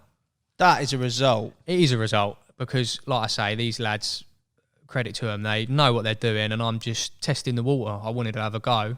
Good job I did. Won a prize or whatever it was for coming second in the eliminator. In the final, I come very late out the draw. I remember you could write all the pegs down. I was like, my name, I think I was like third to last or something. Got one on the bank between Brasenose 1 and Brasenose 2. I was there on one of those pegs. So I don't know it too well, but yeah, fishing. And in the end, I ended up coming 12th. So 12th out of all those people. That's I was not like, a yeah, bad effort, considering you were out your depth, mate, in your own admission. But I think forcing myself to do that and being around those guys, your Jake Taylors and the others, like when watching them cast to the middle, it opened my eyes, mate. It really did open my eyes at the ability of what people can get to in order to differentiate yourself between catching a couple and having big hits. And I think that's something I've always try to improve. And yeah, a little bit of if you don't catch, if you've gone away from the lake learning something, it's worth going. There's no substitute for time spent on the bank. And I apply that to my fishing every single time I go now. A lot of the time it revolves around casting, like if I'm casting further and more accurately. Now, just because of where I'm fishing, like even if I haven't caught, but if I've dropped those 3 rods in the area in less casts than I did a week before, I'm going home with a smile on my face. And as long as it's something to learn, or if it's about a specific lake, I think that experience definitely like sort of grew me as an angler. And then the next year was my last year. Again, I was still well out of my depth. Maybe I'd got a spod and marker rod now instead of thing, but it was not a lot. And I caught the first fish in my eliminator, which was a prize, which was a set of Nash RS1s. Always remember Simon Crow. I remember being on the phone going, Simon, because Simon Crow gave his number. I've got one. It's been like 5 minutes since we've cast out. I'm like, yeah, he's coming. You've won the alarms. I was like, because you had to ring him. First one to ring him. I was like, yeah. So it's like 300 quid's worth of alarm as a kid. I'm what mental. Yeah, like result. Thank you. Then it didn't pan. The worst thing. I lost 2 fish at the net. I needed 8 ounces to go through. Oh. So, and I lost 2 fish at the net, and I lost 5 on zigs through the hook link snapping. Like, what could have been, Alf? Yeah, but I wouldn't have won. I would not have won. No? I think that's the year when one of the Greenies won it. Did they win? I'm sure they did. Or anyway, I know they were up there, but there's a few lads at that time, and I wouldn't have won it. No way. Like, I was still at my depth, but it was a good experience. Good experience, mate. What was it like speaking to Crowe? Was he you hero worshipping at this point? Did you know you must have known who he was? I don't know. I probably didn't so much the first year. Right. Second year it might have been because I would have seen him fishing the church and catching the big common. Oh yeah. That would have been, always sticks in my mind that. What do I know? Yeah, so I would have known he was a lovely bloke. He was such a lovely bloke. Yeah, really, really nice guy. And like, do you know, I remember when I phoned him, he was like, there's excitement in your voice. Because the other kids who won, he said like, just like, oh yeah, I've won. No offence to whoever that was, but I was like, that's a thing, yeah. Like, but anyway, that was just me touching on sort of competition fishing, and I still do a bit today, mate. Still do a bit today. Yeah, you've done some recently, haven't you? Not these big ones like the sort of BCACs or anything like that, but with my mate Mark from, which I'll talk about in a minute, Fat Fish Tackle, where I used to work. We do these just little bits and bobs here and there, and I do enjoy it, but that's the competitive side in me. Yeah. And a chance to win a bit of money, not gonna lie. Like, I'm in it to win some money. Like, it's rewarding. Like, pub money. Well, will be pub money once we can go again. Yeah. You got a stock of pub money there, boy. So we coming on to obviously your development in terms of what route you took university wise and also work wise. So for you, it's always a big point when you get to sort of 18, you would leave sort of conventional high school, if you like. How did things pan out? Where did you go? What did you do? So at this point, we're now talking 17. I've got a car, so I did my A-levels at the grammar school. Posh. I actually got sent home for having a beard at grammar school. No way. Yeah, sort of just on that note, and they wouldn't let me sit my exams until I had a shave. Really? That's how. Imagine, can you do that these days? I don't think you can get away with that. You can't do that these days. You just say you're a beardist. Yeah, like my religion is I worship beards, and they go, all right then. Like, I identify as a beard. Yeah, exactly like that. You can't do it anymore. Where was I going with that? Anyway, school, did A-levels, finished those. But as I was doing those A-levels, because I was born in September, which was early, so I was one of the oldest in the year. So I was one of the first to pass my driving test. So I was driving. But I still like my fishing. I'm starting to find the pub, starting to find women.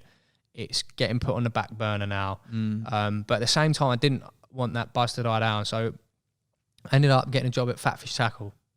So for anyone who doesn't know that, that's down in Canterbury in Kent, which was a long way for me for Gravesend. But I remember the job interview getting put out and ended up going down for the part-time job, got the job. And that was my start of working in the tackle shop. So I was just a Saturday boy, first of all. So I maintained that whilst being at school, my A-levels, and then my uni choice. So I wanted to do marketing, social media, like that was something that I generally had an interest in. My uni choice, I was like, well, there's 2 unis in Canterbury, the tackle shop's in Canterbury. Let's not get rid of the fishing affiliation, because you could be things there. You can make contacts, you could have a job you bloody love, rather than stacking, again, no offence, but I wouldn't want to stack shelves. I'd go, because I needed a bit of money for uni. Like, kept the job there and went to uni. So I went to Canterbury Uni whilst keeping a job at Fatfish. So 2 birds there. That's pretty mature in terms of decisions, though, isn't it? I've surprised myself even just thinking about that process. That is very mature, isn't it, when you actually think about it? I can't say anybody really that I've done a podcast with or talked to has ever sort of had that route not planned out, but that route even thought about, mate. So, yeah, fair play to you. And I think it was just keeping... Because I think the aim would have been get a job in the industry. When it must have been. To be fair, once I started at uni, mate, I kept the job going, but fishing, weren't happening. I was in my element. Uni, some people like uni, some people don't. I always remember my mum and dad dropping me off going, oh, is he going to be all right? And then the next thing they see is a photo of me playing the ironing board as a guitar or something the next day. Like, I was in my element, mate. It was the best 3 years of my life. Wouldn't change it for the world. But no fishing, mate. Just uni life, party. Well, obviously the summer period, because I'm still well up to date in the scene, because I'm working in the tackle shop every weekend, sometimes in the week as well, like around lessons and that. So I'm still I know exactly what's happening. I know exactly what's occurring. And I had a few tickets. I ended up getting tickets because the summer, so uni would finish like May, and then you've got till like, go back in September. So you've got a long old period where there's no uni. And I ended up staying at my uni house. I didn't even move back home to work full time pretty much in the summer at the tackle shop. so I got a couple of tickets. So I had a Mid-Kent ticket, like just a general one for all their waters before they got split up. They've split up more now. Loggies, again, when it was Mid-Kent Loggies. I did a lot on there when it was Mid-Kent Loggies. Loved it. Did a competition on there, actually, with my old mate Mark Dyer at Fatfish. Caught well on Loggies? Yeah, dude, not too bad, to be honest with you, mate. It's changed a lot to where it is now. Now, the new owners, Frankie, well, both of them, both Franks, they've turned it into, well, it's a lovely venue, it's good, but it's changed a lot. There was one area they used to hold up in, and on that competition, we got a good draw. We were in that peg, and we got like £300 of fish, and second place had like 20. But that was just because it's called the Thunder Box. It was one in, one out, one in, one out, Really? Yeah, but it's different now. They've moved them sort of fish move about, which is good for fairness. But yeah, so I had Loggies, like sort of, luckily I was quite friendly with Frankie when it got bought out, and Chris Logston, who owned it then, had a ticket, and yeah, so I did a bit on there. Then it got sold, so this is all one working, so Loggies got sold with the Stour. So Stour, which is now Chilston Stour, right, was owned by Frank. So it was Loggies and the Stour owned together, but they run Stour as a syndicate and Loggies as a day ticket. But that was only for 1 year before it got sold again. I didn't think they wanted to worry about the syndicate side of things, but I got a ticket on it that year. So ended up having the syndicate. I think, I was allowed one. It was one ticket at a time, basically. So I got a syndicate ticket for there. Was that your first syndicate? Yeah, can you call it syndicate? I suppose you could at that point. Yeah. 100%. That would have been. Yeah, definitely would have been my first club ticket. And I think it was like, rather than get a bonus, I think it was like you can have a ticket, what ones you want from a boss. So I was like, I wish I hadn't chose. Actually, I probably would have just blew it in the fruity anyway, if I got the cash payment instead. Be on the fruities, yeah. If it's got flashing lights and pound coins, I can't stop but feed it fivers. If Noel Edmonds is paying out, I'm there. Yeah, come on. So that was interesting because it's a very shallow lake for Stour. I just did times in the summer, basically. Not a lot again. I was just more interested about just watching the football and going down the pub and seeing my mates. But times I used to go on a Sunday, so it'd be a 10 till 2 shift on a Sunday because that's what time the tackle shop would open. And then I'd go just for the afternoon and then go home. But zigs, that's when zigs, I really started to fish zigs, 2 foot zigs. It was like 3 foot, and you just synchronize around. And I just remember, I wouldn't even go with bait, and I just fish zigs. Really struggled on there at first, really struggled. And then got into the zigs. I remember having a double take once and both fish lumping out the water, thinking, what's that? And then just the reels going into meltdown on like 2 foot zigs. That was good. What was the question again? I've just started talking about Stour. No, cool. Just basically, your sort of, your summers, you said that you were angling. We were talking about your uni years, really, mate, and sort of probably less angling, but a little bit in the summer. I wanted to talk also about what tackle shop life was like, mate. Working in a tackle shop, I'd imagine, is maybe different to a lot of people's sort of perception of working in a tackle shop. Quite fun in a lot of instances, also quite a lot of hard work in different things. What was that like for you in terms of, you were a Saturday boy to start with, but working in Fatfish, you enjoy it? Was it everything you thought it would be, or was it like very different?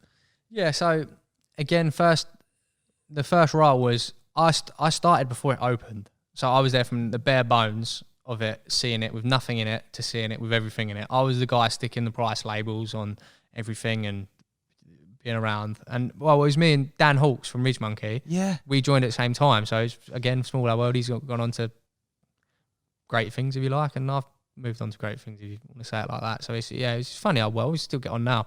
So, it was us starting the shop, and he put a lot of trust in us, Andy Reynolds, like the owner, to sort of, he was more Dan because he was the manager of just getting the stock out, but we never like been in anything like this before. I'd never had a job before. This was my first job other than a paper round. So you could say I didn't know better than like maybe a shitter job, like working maybe behind a bar or something that's a little bit like not as enjoyable. Whereas me, I enjoyed it. Yeah, there was printing off 500 labels from the printer and sticking them on and inputting stock. That was shit. I'm not gonna lie. That is dreadful. Like, it just sucks the life out of you. But it's retail, isn't it? Like, you got to do it. You got to put a price on something. And there was great bits. I met so many people, and some I still speak to today. And the perks, we used to run a summer trip. We went to Gigantica Road Lake one year. Again, that was just sort of perk, and that went out. Tackle as well, mate. Tackle, yeah, obviously get your staff discounts, which helps, you know, for yourself. But just more the fact of being around, I knew everything. And I think that helped me when coming to here, because I knew the Nash catalogue like the back of my hand. Yeah. Because I could just see the wall every single day. I know what everyone does. Like, in terms of products, I'm pretty on it because I've just lived and breathed it for so long. But it was brilliant. And I had we'll probably touch on that in a minute, but I had no intentions of leaving that job. Because it was just a great time. I had great people working there. It was an industry that I loved. And I hadn't even sat down to think, hang on, if you do want to, you've got a degree in marketing. So you got a degree? Got a degree. I managed to do it. Got my degree in marketing and social media. And at this point, I'm then sort of doing the marketing for Fat Fish. So I started doing some filming, albeit shit, but you got to start somewhere. I filmed that Road Lake trip to Gigantica, blogging on Loggies. I remember seeing it, mate. Yeah. Do you really? I do, honestly. No joke at all. I remember. And then a few of the marketing things, like the website, I was involved a lot with the website and e-commerce market and all that. So I was like, this could go somewhere, you know, like it could, if we start flying, like then you could be the marketing manager for Fat Fish Tackle or things like that. But I had a lovely time. I have nothing bad to say about it, other than the close at 8 o'clock on a Friday sometimes, when you're just like, I need to get to the pub. It's time to go. Other than that, a brilliant time. Yeah, good friends from it, both staff, like my mates I'm still really good mates with now, and the anglers that you meet. I met some of the guys who you don't know, they're not in the limelight. No. Like Oz, I remember meeting Oz. I remember when he caught the Burfield Common, he come in after he caught that Burfield Common and he's told us the story in person. Like, I was just captivating. Like, Oz used to come in. I couldn't name them all, but there's loads of people who are just shit hot anglers that you'd never have heard of before. No, but the tackle shop is a place where you, as you say, you're on the pulse, aren't you? Yeah, you hear everything. You must know from Angling Direct. Yeah, like you do. Yeah. You do. So from that point, you said there, you've gone through your uni years, lived the dream, done a little bit in the summers, picked up some good tickets. Been at Fat Fish all the way through, which is pretty impressive to maintain. When you've got your degree, as soon as you finish, you're still at Fat Fish, your role's developed and you're doing more of the marketing side because that is your skill set. How did that then come to be you being involved at Nash? Because obviously you said just a minute ago, there was no thought of you leaving that. You wanted to sort of crack on. Yeah, so it was, again, it's like chance. So it's worth saying, I finished uni and then I did a year full-time at Fat Fish. Okay. So yeah, it was full-time, come out, got offered a job, more marketing rather than sticking labels and things. Yeah. Then the job for Nash, the social media manager, was advertised on Facebook some year after I'd been at Fat Fish. And the qualifications was you need ideally a degree related in social media marketing. I was like, that's me. I've got a degree in that. I was like, I don't know, like, and it was honestly like, what have I got to lose for applying for that role? And I thought, I don't have any experience. I'm 21, 22. I don't have any hand other than Fat Fish, which is sort of a no scale, different beast. This job was like experience, like managing, and like, because you come into Nash Tackle, you know, they're massive. Like, you're going from a retailer to a manufacturer, one of the biggest there is in carp fishing. I thought, nothing to lose, put it in. Well, a week later, or a couple of weeks later, I've had a phone call from Alan. That typical phone call. Hi, it's Alan. Yeah, hello mate, it's Alan Blair. It's just like, hello, like what you doing? It's just like, lucky enough, it was my day off. I think it was a Monday, so I'd work the weekend. So I think I had a Monday, Tuesday off. I wasn't doing anything. So what are you doing tomorrow? So I've got to go to work. So I remember he said, can you come see us? I was like, what? He's like, yeah, just come in and see us. And I'd been here before for the trade show, so I knew where it was. I knew about it a little bit. Typical Alan. And I remember I just that day, like he said, well, come in now. I was like, 11 o'clock, I'll probably just have me beans on toast watching whatever's on in the morning, Loose Women or something, like things. Thinking like, it's a bit boring today. Come in. So I've gone. I've got. What do I wear? What do I wear? I think I might have even run with Mum. Mum, I'm going for an interview. So what are you on about? So I'm going. I think for an interview. Like, so I remember. So what do I wear? So a fishing interview. So well, don't wear a full suit, but go smart. So I put on a shirt, trousers. What was it like for this place? You know, like. But I wanted it as far as I'm aware. Good impression, though. First impression. I thought I turned up and first. What are you wearing? Like, suit or like a shirt and trousers. Anyway, just had a massive conversation with Alan and Carl Smith. And I got a lot to thank Carl for, because I think he was the one pushing for, we need this role to exist. So cheers to Carl. Thank you, mate. Ended up having a massive conversation with Al. Both saw our role in the same way, I think. And then he said, go for a walk around the church. I went for a walk around the church in a suit. Must have thought that the local geezer at the mental institutions just got escaped, whoever was up there at the time. And at the same time, I'm walking around Kevin Nash's church lake in a suit. Short notice, I didn't know. Al come back up, come see me. We went for a walk round. Want to offer you the job, mate? So like, what the fuck? Like, what the fuck? Like, a week ago, I didn't even plan on leaving this job. And now I've just been offered a job at Nash. Right time, qualifications absolutely helped. Without a shadow of a doubt, I would not have got that role if I didn't have experience. But I think they liked what they saw, what I'd done at Fatfish with the filming, and the rest, as they say, is history. Mad. So yeah, it was. Took the job there, and then no second thought. I think I would have taken it there. Yeah. And it was horrible telling my old boss. Yeah, I bet. My old boss got on really well. What was that? I was going to come on to that. What was that like? I was nervous. I was really nervous. We've always got on well. And because it was so out of the blue, I'd never expressed any concerns, any worries. It was all mutual. We were all both at. And then I phoned him up. I was like, can you come in, please? Because he used to live up the road. I was like, I just need to talk to you in person. And he already knew by that point. I went upstairs.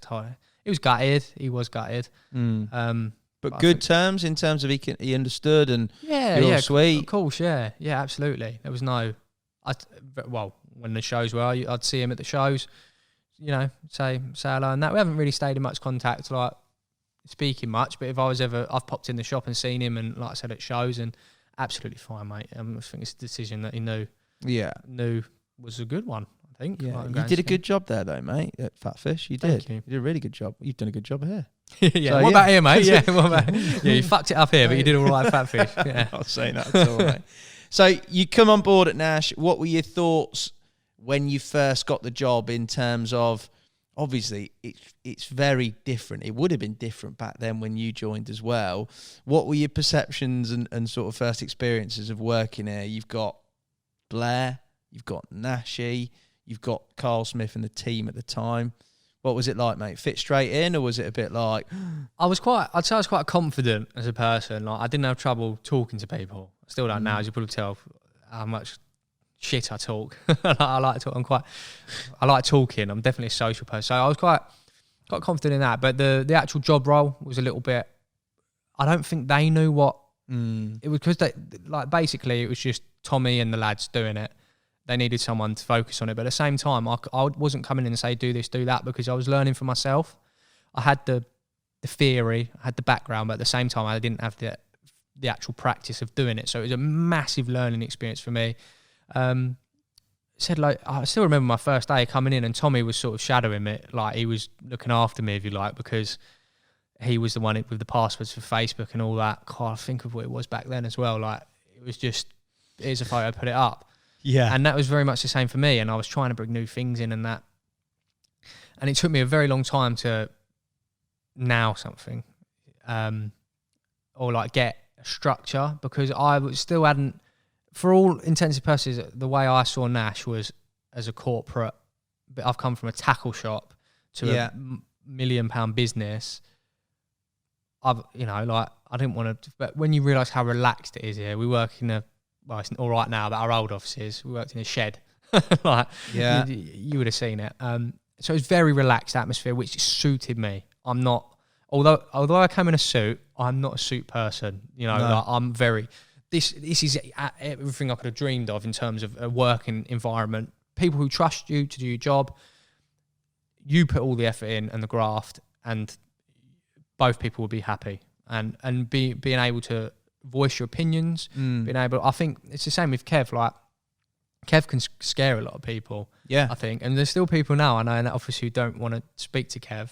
But I think I probably was a little bit shy at first, but then I started going to Kev with like, "Oh, this is what we've done, this is what we've done." And I think if you're just yourself and you're not a yes man, you know, you're willing to say. I think Kev respects that, and Alan and all the guys. Like, it's just, and I had a genuine passion for wanting to not only make social media at Nash better, but I was enjoying it, like learning it, like really, like I'm a very analytical person, like, and all data and everything. So I was really got into my groove. It was a bit, I wouldn't say it was difficult, but it was like, I still remember my notepad from the first day with everything. I look at it now and it's like, it is interesting. I've still got that. Have you still got it? Yeah, I still got it. Yeah, it's like, important, mate. when I just wrote down like our likes and what Matt like following for all the accounts and everything.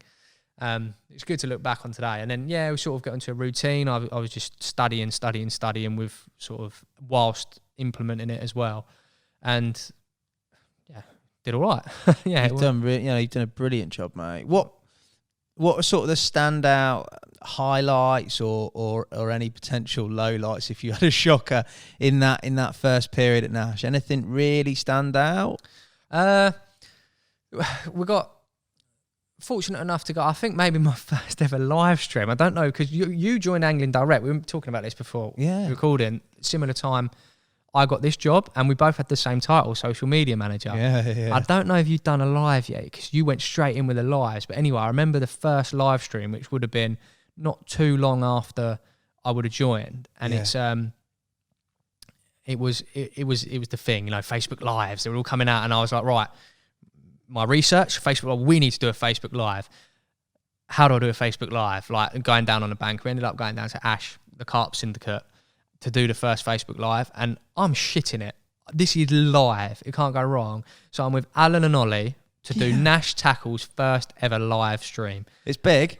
So I remember sitting down, I had questions wrote on a notepad thing, and Al was like, "What are you doing?" It's like, "You're not going to be able to, they're going to come through quicker than that, mate." I was like, "No, I need some as backup." And I was like, took that thing, and then I remember he was getting up and down for it, coming around. He's like, "Ollie, come round in it," and I'm like, and I was very, very nervous, like shitting like that. I remember being very nervous, but when it worked, and we done it, I was like, "Yeah, that was brilliant," and it was a really good live stream in the end, because I don't think there was many people doing them at that point. I think we were one of the first ones, and then we celebrated that night.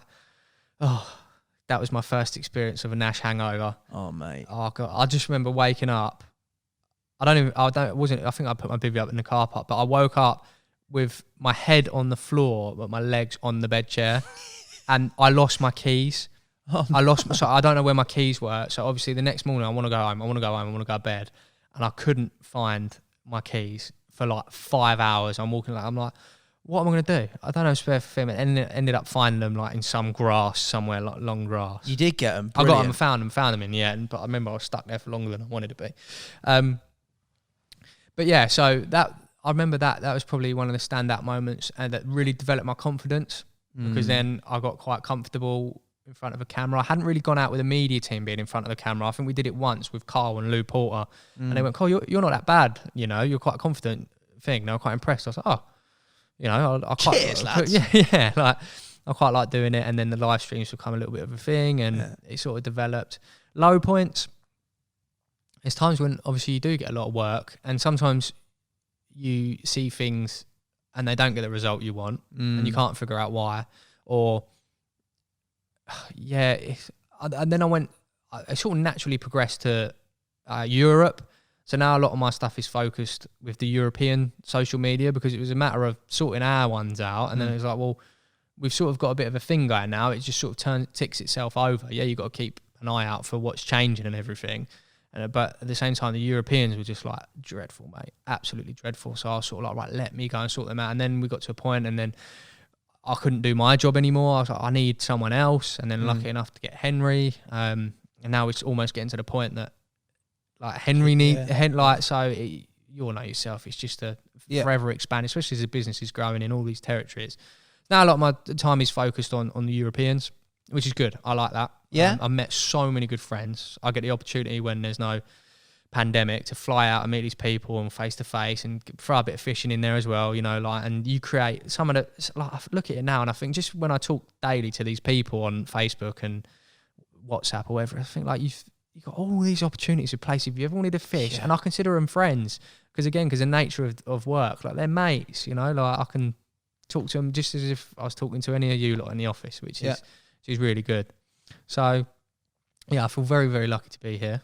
Going a bit serious now. Very lucky. I don't take it for granted. No, that's right. I always make that phrase. Not taking it for granted is the good thing, isn't it? Yeah. Yeah. Don't take it for granted. Yeah. Very fortunate, but I love the place. Absolutely love the place. Yeah. Yeah, mate. It is. It's a proper family feel, isn't it, mate? Yeah, especially because you're you're the newbie. I'm the new man. Yeah. Yeah. No, it's been good, mate. We knew you before, obviously, through your mid-pandemic. I decided to come in. Fantastic. Yeah, it can only get better, mate. Yeah, mate. No, wicked. In terms of your fishing during Nash times, now you said that you walk around the church, mate. I'm guessing, have you done any time on there, or did you have any tickets whilst? Because obviously it's difficult with working in the industry, balancing your fishing. Social media's 24/7. It's busy. How did that all fit in with regards to that?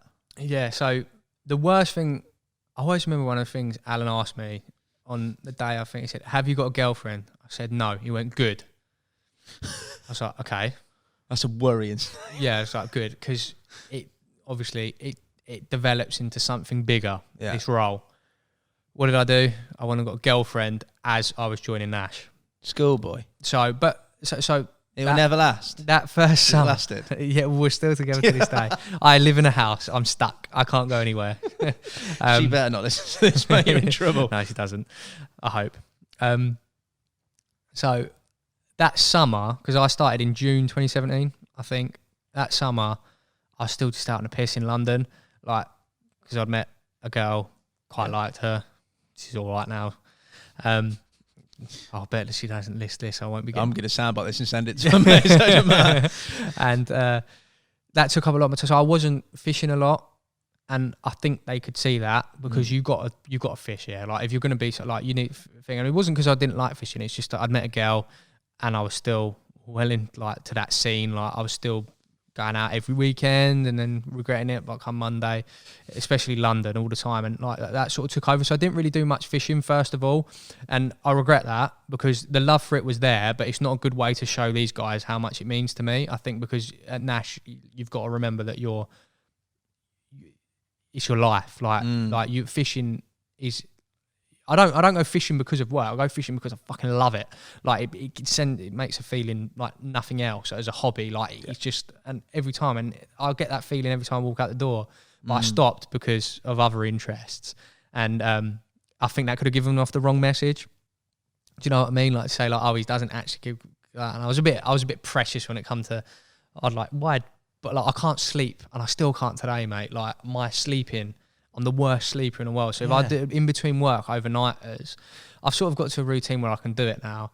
But I was a nightmare. I just can't sleep. I don't know. I'm just a pansy, mate. Like I'm scared. I remember doing that session when I started here. We went to Chigborough, didn't we? And you were like, I didn't sleep all night. Whole night, mate. Like, it was windy, so it was like well windy the whole night. And I shouldn't say, but if I don't have a couple of beers, I can't sleep. I'm not a functioning alcoholic. I mean fishing. I can sleep at home in my bed. Yeah. But like, just my brain, mate. My brain, I'm a bit hyperactive. Like my brain is firing all the time, and like I don't worry. I'm not a worrier. I love everything. Like nothing. But I'm not a worrier. But I just have a busy brain, I think. And I can't sleep when I go fishing. There's too much going on. Like the fault that I've got to get out in a minute if I have a bite, which is what I want, and it just stops me sleeping. But I remember I forced myself to do it. Started doing a bit on Bayswater day ticket, and then I got into a routine, especially in the winter. I was turning up, getting in bed by 7, and I was like, I've just slept from 8 o'clock till, because I wasn't catching anything till 8 a.m. So that was like my fishing when I first started Nash.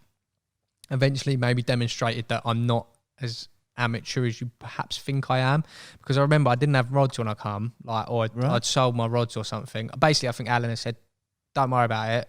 You get some tackle when you join." Like so, but the budgets didn't work. So I thought, right, so I'd sold my non-Nash rods, thinking I'd come and they'd give me a set of Nash rods. I remember all I had was Pursuits samples that Wills had given me. One was 10 foot, one was 9 foot, 2 different test curves. That's Carp. Like, do you imagine when I'm fishing with 2 rods, 2 different lengths, 2 different test curves? They must have thought, who have we hired here? Yeah, Nod. Yeah. When I wasn't that bad. And I've got better and better. But no, I was quite, at this point, quite capable, more than capable. And that probably the first impression. So in terms of, that was how I started fishing. But then Church Lake, obviously it's always been there on the door. So I was like, what's what? And they might have slipped into conversation like, what is the deal with Church Lake then? Short like Nash. And Kev's always had a bit of a saying. He says, you don't ask to fish Church Lake, you get asked. And I've seen people ask and wish they hadn't asked. Do you know what I mean? Like, really? Well, yeah, I think Seb asked once. What, like just went up to Kev and went, Kev, can I fish Church? I don't know how it was, but all I know is I had it in my mind, like, it is like, that is a treat. That's a reward. Fair enough. Like, as long as you're made aware of that, like, he asked you, because it's Kev's. It's not Nash's. That's Kev's. Yeah, that is all Kev. That's Kev's. So that's like essentially him letting in your back garden. Yeah, 100%. It is essentially his back garden. So that is a privilege. So I've sort of like, if you knuckle down, you get on with your work, you do a good job, you work as hard as you can, then one day you might get to fish this place as a kid, but you've watched on the DVDs. Yeah. I remember watching Kev catching them on chod rigs, on zig bugs, over and over. This place, the Church, to me, as a lad growing up in the scene in the tackle shop and watching all the DVDs, the Nash ones and that, was heaven on earth. And now it's in my office garden, if you like. So that would be a privilege. And I was respectful of that. So when did the first opportunity arise? I still haven't fished it a lot. 4 times? No, yeah. Maybe in 4 years.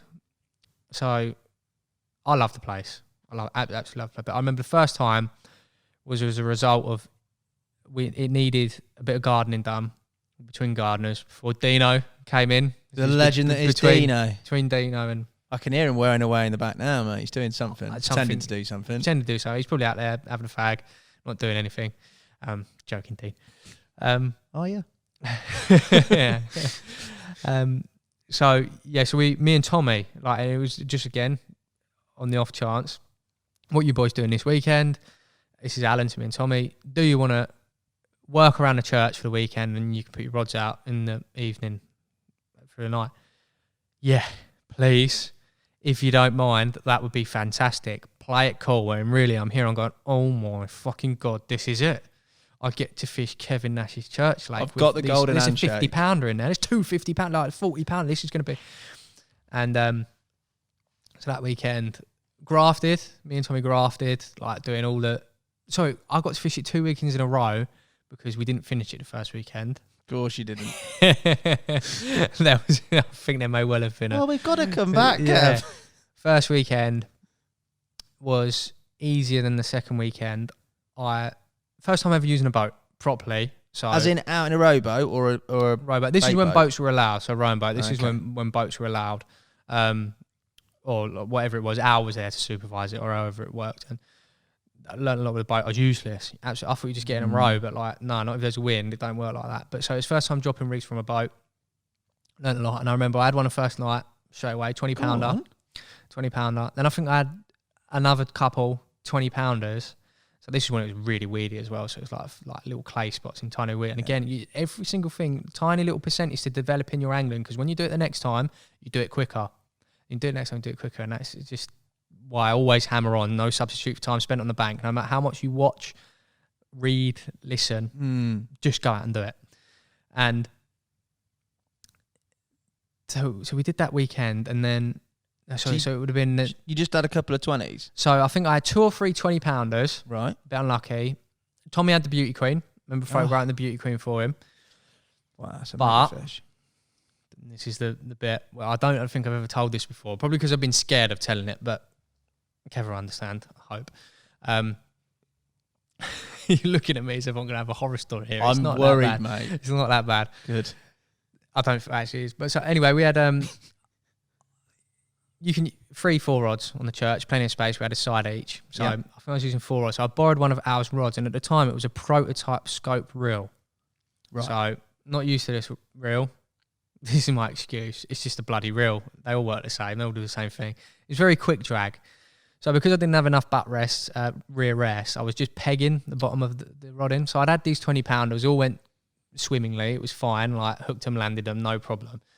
For this reason, though, like, I flicked one in front of the lodge, and this is it's clear there. I don't need to use a boat. It's a rod length out. It's the deepest bit, I think, on the lake. Just put it down there, throw a handful of bait over it. Were you on squid boilies or something? Must have been, mate. Yeah. Must have been. Like, I can't imagine where. I think it might have been a cultured bait. Would have more likely been a cultured squid bait. And anyway, I slept in the lodge. Worst thing I could have done, should have slept next to the rods. They're not far, they're only 20 yards away. But I slept in the lodge because I thought, saves you putting a bivvy up for the mozzies. That morning, this is a Sunday morning, I've had the receiver just go beep and stop. So, like, as if it's melting and stop.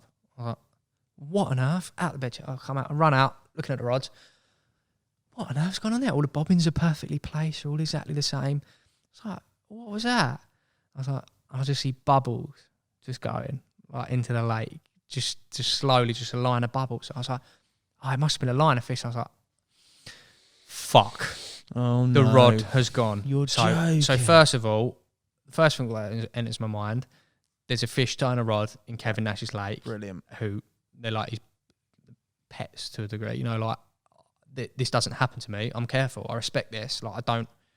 This is the worst thing. Like, I'm petrified. Like, I'm going to get a Kev bollock in because, like, I was trying not to be careful. I was on it. Do you know what I mean? And he's going to think I'm just right, Jeff, and like maybe like it's not the one, is it, mate? It's not the one, mate. That's the first thought going through my head. Second thought, it's prototype scope reel.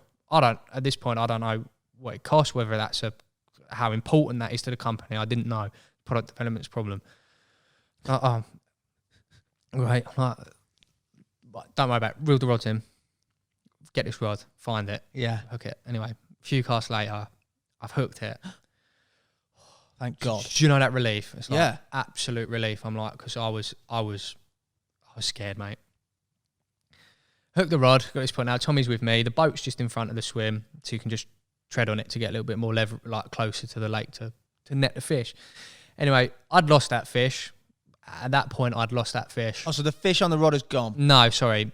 Let me make it a little bit clearer. The fish is still on, but in my head, I didn't deserve to catch that. Do you know what I mean? I'd lost that fish. So if I'd got that in and landed it... Wouldn't count. Probably shouldn't count. I would definitely have said it counted. But anyway, it's come in. So now I've hooked the line, and the rod that I've hooked the other rod with, so the one that I'm able to reel from the bank, is hooked between the line, so between the tip eye and the fish. So the line there. So I haven't hooked the rod, I've hooked the line between the tip eye and the fish. Got it in. So it's tangled basically around. Fish is still on. So Tommy managed to get hold of the other rod, but because of the tangle, can't reel line through that rod. So now it's just hand lining. So we're like, right, we need to make sure this fish is all right. Like, I've got the rod and reel back. That's one thing. And again, I've never told this story, so I do worry.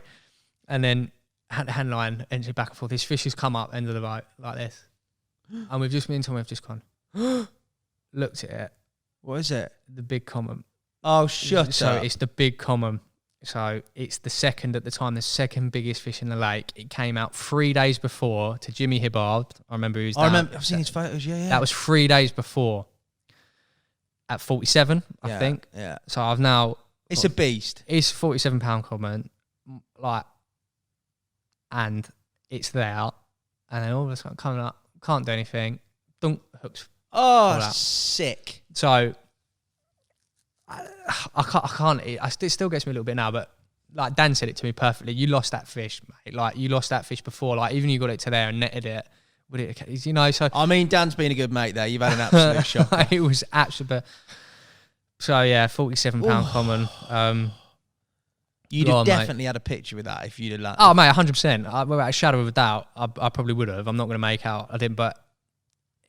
I'd lost that. Dan was being a good mate. I'd lost that fish at that point. In principle, yeah. It was lucky that I'd even got the rod back and the fish was still on. So for me to catch fish, but I'd rather have just got the rod back with no fish, or got the rod back. It's worse, isn't it? And not seen the fish and then a hook had pulled. To this day, does Nashy or Al know about that? I don't know. I don't know. They do now. But the love you, Al. Yeah. Love you, Kev. But yeah, the most important thing was that fish is fine. Yeah. Because I was petrified that you damaged a I fish. damaged a fish, or there's a fish with a rot, like, especially with a weed. Oh, mate, I was shitting it. I was like, not just for getting a bollocking for Kev, but just actual generally. Yeah, the safety of an absolute irreplaceable fish. Yeah, and anyway, that was church. That was my first experience, mate. It killed me. It absolutely killed me. Like, knowing that what it was. I remember, you can't. Like, you lost a family member or something. That feeling of losing a big fish at the net. Anyone listening who's been through a similar situation where they've lost a big fish at the net, I just sunk to the floor, mate. Just sunk to the floor on my knees, killed me. Didn't know what to do. Anyway, luckily enough, that was it then. I needed revenge. Like, not on that fish, but I just needed to catch another. So I've had a few 20s. So next time, which was the week after, because again, we didn't do enough work to like, we'll just get squeezed. But no, I think there was enough work to be done to get another weekend out of it. Exactly the same thing. Go around on a lawnmower, clip all the reeds, etc., and you get to fish the evenings and the nights. But then the week after was just like, we couldn't get a bite. We could not get a bite. Tommy blanked, so he did the Friday night, Saturday night, went home Sunday, and I was like, I worked my arse off, because I knew this opportunity was leaving me by the hour, because I'd been here, I don't know how long I'd been at that point, but a long enough time to know that you don't get asked often. No. So I decided to stay the Sunday night as well. So work on Monday, I thought, right, let's do this. Sunday night. So Tommy had gone home by this point, and I remember I spent that evening, because the work had been done, that afternoon/evening, absolutely making sure my rods were just perfect on those clay spots in the weed. And again, it was all learning experience just to make sure it's a different style of fishing, like getting them perfect. And it was windy, so it made it difficult. So I managed to do it. Again in the boat, dropping them? Yeah, this was the boat. So going out with a prodding stick, all brand new to me. Found the spots. And I always remember one went down, and it wasn't one of the spots that anyone had said, because they had the spots that Al would have said, like here, Tommy would have said here, there's usually a spot that's play. And I was just going like this, and it'd just be like sludge, dunk, and it dropped, and I was like, dunk, right, but get that in, because the wind was blowing me, and I was useless in the boat, so I was like, just anchor get it in, and like, anyway, I managed to get the lead down, and I got the drunk. I was like, right, please, that has got to be. That whole night, I remember nothing. So I woke up Monday morning, now 7 a.m. Monday morning. I'm like, I'm gutted. I've lost the second biggest fish in the lake on my first ever trip there. I've now not going to get a chance for a while on the Theatre of Dreams, a place where I just like, if you told 14-year-old me that I'd be fishing, I can't explain what that would have meant to 14-year-old me, but just to be doing it now, you almost do take for granted, the position you're in now, like to fish in Church Lake. And I walked out to the rods to get ready to get down to the office. It must have been 7:30, 7:45 in the morning. And I always remember it. I had a BP12 reel when I was scrounging about for that fourth rod. BP12, massive, massive reel for a small lake. And it is just gone into meltdown, mate. And there's no problems this time because I'm on the rod. Like, I'm stood next to it. It was almost as if like I've come and stood out, gone, and I think I just pulled the boat out the swim, which it helped even more because it gave me a better angle. And it's just gone into meltdown. And I'm fishing, I'm playing it, got it in, seen it come up, and got it in the net, big fully. So I didn't know. I didn't really know a lot of the fish other than the big ones, like the big ones. Yeah. And this one, I just see it scallops in the net, and I thought like, it was just absolutely incredible. And I can't remember where it went then, 34, 35. It's irrelevant though, isn't it? It's a stunner. Yeah, so it was like, it's done over £40 before, and I was actually lucky enough to catch it when I fished it last year, and again, one of those rare opportunities. Did you have it again? I had it again, yeah. This time at like just under 39, so it was like... Same spot? No, it wasn't the same spot. It was a different spot. But what are the chances of that? I haven't had many fish out of church, maybe. I think I fished it 3 or 4 times in 4 years. And probably had... Once was with Hungarians as well, so like they were over, so I was their guest, so I caught one with the Hungarians, and then felt bad because they'd come over. So I made it my aim to then make sure that they were going to get one. So obviously put it right out. So, but then the other times, I've had a few 30s, none of the big girls. But yeah, that fully had that fully tied. But it makes it exciting because in the future, if I do get another chance, as you say, like you said at the start, it's like a reward, isn't it? Kev gives you a little nod. There's not many opportunities. People think that everybody in the office is fishing it daily. They're really not, because there's people on it, paying customers that are on it. So yeah, it gives you that little bit of excitement, something still to go at, mate.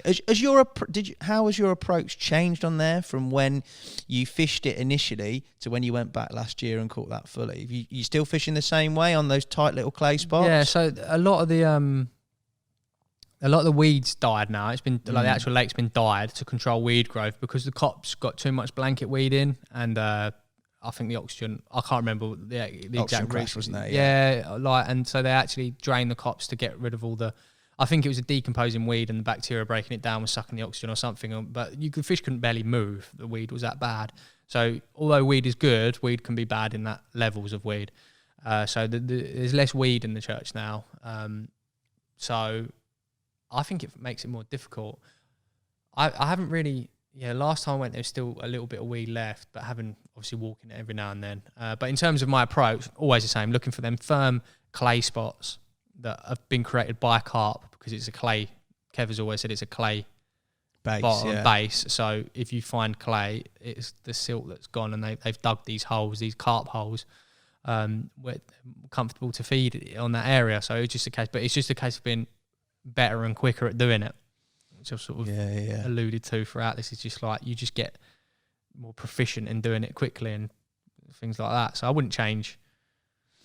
Roll on the next trip, mate. The next time you can get on. Yeah, and like you see these people catching, like Al this morning, we've been up there, he's just had Houdini. Yeah. That carp, it's making me speechless now. Like, it's just an etched piece of wood, mate, isn't it? Like, Mega. He's caught it before, Al, so it doesn't mean as much to it, but I've just seen it then on the bank with you, and oh my God. Special, It's got to be like one of the best looking carp in the country. Like £38 and it goes 40. It's the one, people don't know it, Jim, if you've seen Jim Shelley's Sipography, like that one, but that there's one of many special fish in there, but the chance, and I'm sure it will happen in the future, if you just get a time to say, like, you can fish the church for a week, like it would mean so much more to me than being able to just go up there. Yeah. If it, you make the most, and that is your time, and you'd fish better because of it. So yeah, too right. Yeah, I'll get on that trip with you, mate. Please, Kev. Yeah. You don't ask. You don't ask. In terms of other sort of fishing, notably, sort of maybe more recently, we talked at the very start of this pod about you having a result, but I remember this is probably within a month of me joining, mate. You had an absolute ridiculous result, not on the carp front, but on another species that you've got a buzz for pretty recently, mate. Talk us through that, because that is an epic fish and an epic capture. Okay, so pike fishing again. Did it as a kid. Meant as much to me as carp fishing because I just love fishing, and I think I realised that again last winter, so 2021. But yeah, so last winter? Yeah. Last winter. This 2020? Yeah. 2020 winter. Yeah. Into 2021. That I just got the pike fishing buzz again. And do you know what it was this time? I think it's because I went with people. I went with Carl, Smith and Dan, who know what they're doing, which made catching pike easier. So I think I had 5 pike in a day, which means I've never had 5 pike in a day. And no trips to hospital. And no trips to hospital this time. And I just absolutely, like, it's because a different style of fishing, like just fishing dead baits in the flood, just flicking them in, bang, like grabbing it on the drop. Like, it was so exciting. Like, it just made me realise, like, how that's the angler in me. That's the angler. Like, I don't have much time for like big roach, big grayling, or things like that. That doesn't really. I do like catching big fish, or species that grow big, like not in comparison to them, but actually like a big fish.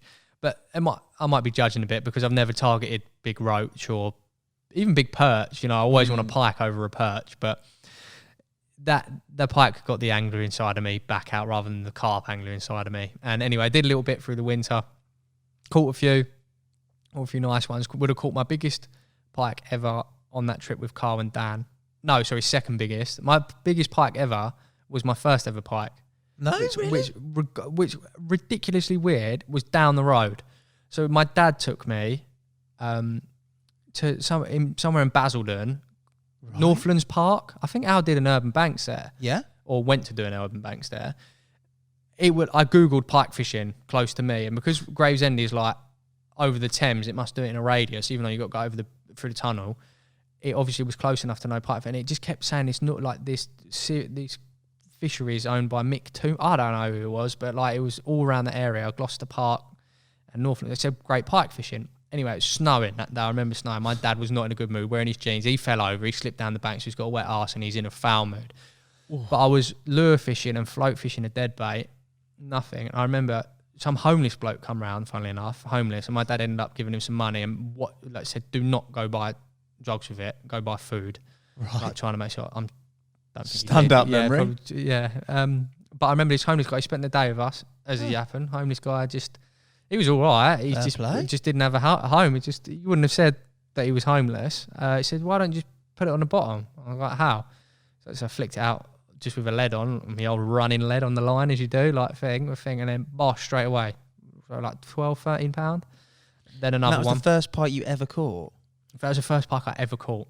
I wanted How to go were you pike with like fishing. unhooking it and stuff like that? That one, because I caught two straight, and then we had to go because thing. But that one was hooked on the edge. But me and my dad were petrified, mate. I mean, absolutely petrified. Like it looked like a snake on the thing going like that. And he was as bad as me, mate. He couldn't do it. So that wasn't a good idea because I think we realised then that we're not confident handling them. Yeah, you're just gonna kill them. Yeah, they're delicate. So selfish, so that stopped me for a bit. Again, I didn't really have anyone to go with, but.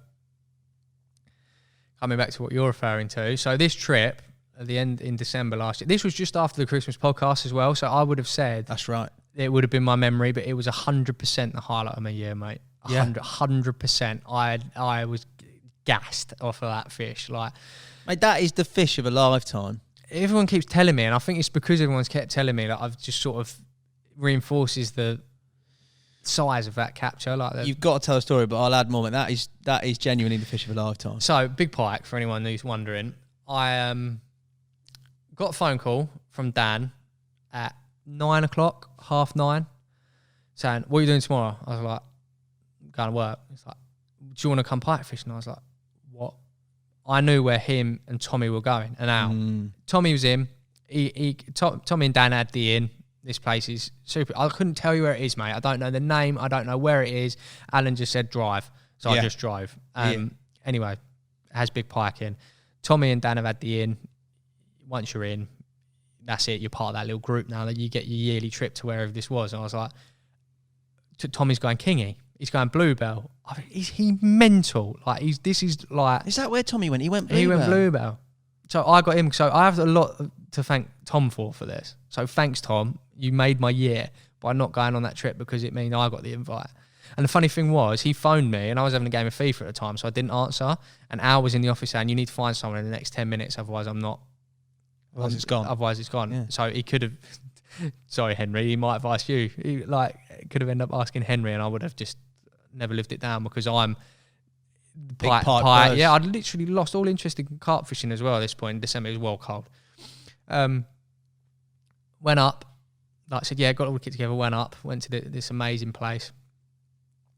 Al, Dan, John, and slow. It was bright sunshine, mate. Absolute bright sunshine, like cold, like really cold, but just high pressure, not a cloud in the sky, that low trajectory of the sun that time of year, just thinking it was just like, this isn't good pike fishing weather. We were struggling. I think Al had a little one, and then middle of the day, out of absolutely nowhere, when you least expect it, the sun's at its highest point, one of the rods has just gone into meltdown, like quite quick, so we got the old back bite or the line in the clip just loose and everything, so there's no resistance. And again, I was learning a little bit more here because fishing for him on the bottom. I'm next to the rod, struck into this bike like that, and I'm like, because it's braid and trebles and I didn't know how big it was like initially, but John Bailey was with me luckily, so we'll like to sort of lend a hand. It's come up, not too much of a fight, but you know when you sit and Dan's on the opposite side of the lake at this point, and he's gone, "Is it good?" And I was just like, "Well, it's definitely the biggest pike I've hooked." So I'm like, this could be an upper double, could be a 20 pound. Got it in the like, literally just got it in the net. It all happened like it's just a blur, mate. Yeah. Just a blur. Got it in the net. Held this net. Looked down. Oh my god! Like the back on the size of this thing, it was just, you could have put a saddle on it, mate. Not that you want to. It's like basically a dinosaur. But just like I've never seen the biggest pike I'd seen on the bank was 12, 13 pound. This was 28 pound, just over 28 pound. 2.5 times bigger than anything I've ever seen. Like I admired this thing. Like it was just a thing of beauty. Yeah. I just looked at it in awe that this pike can exist. Like the predator, the apex predator that this thing is. Like I had the utmost respect, and that sounds a little bit, you know, like soppy for fishing, but I was just in absolute awe of this thing. Got it out, like I said, 28 pound, just over. Photos, like shared the moment with the boys. Like it was just ridiculous fish for something I'd got so excited about. I wanted to catch, my aim was to catch a upper double or a 20 pounder, but I jumped the gun. I went super, but it didn't take anything away from it at all. And there's not a lot of things that like I've obviously my photos and that, but that was one I was like, I want a print of that. You know, I'd love to have a print of that. Like just got like my new office now, like home. That is my home office. Still yet to get it done. I've got it in a folder ready to go, but just got to get the picture frames. But yeah, that pike. I'll never forget it, mate. I was fishing. I was at Clearwater Fisheries, and I'd caught my first carp of the year. Was it January time? No, late December. December, yeah, just before Christmas. The last carp of whatever 2020 it was. I remember catching it. It was might have been January. Sorry, it might have been January. It was around. Yeah. It was either early or late. Yeah. And I remember like catching that first carp of the year, and then it pinged through on the old Nash WhatsApp group, and I just, as you do, because there's often some humorous stuff in there, just to perk me up as I'm warming my hands up before I do photos. I scanned through and I saw this picture and I just went, what the?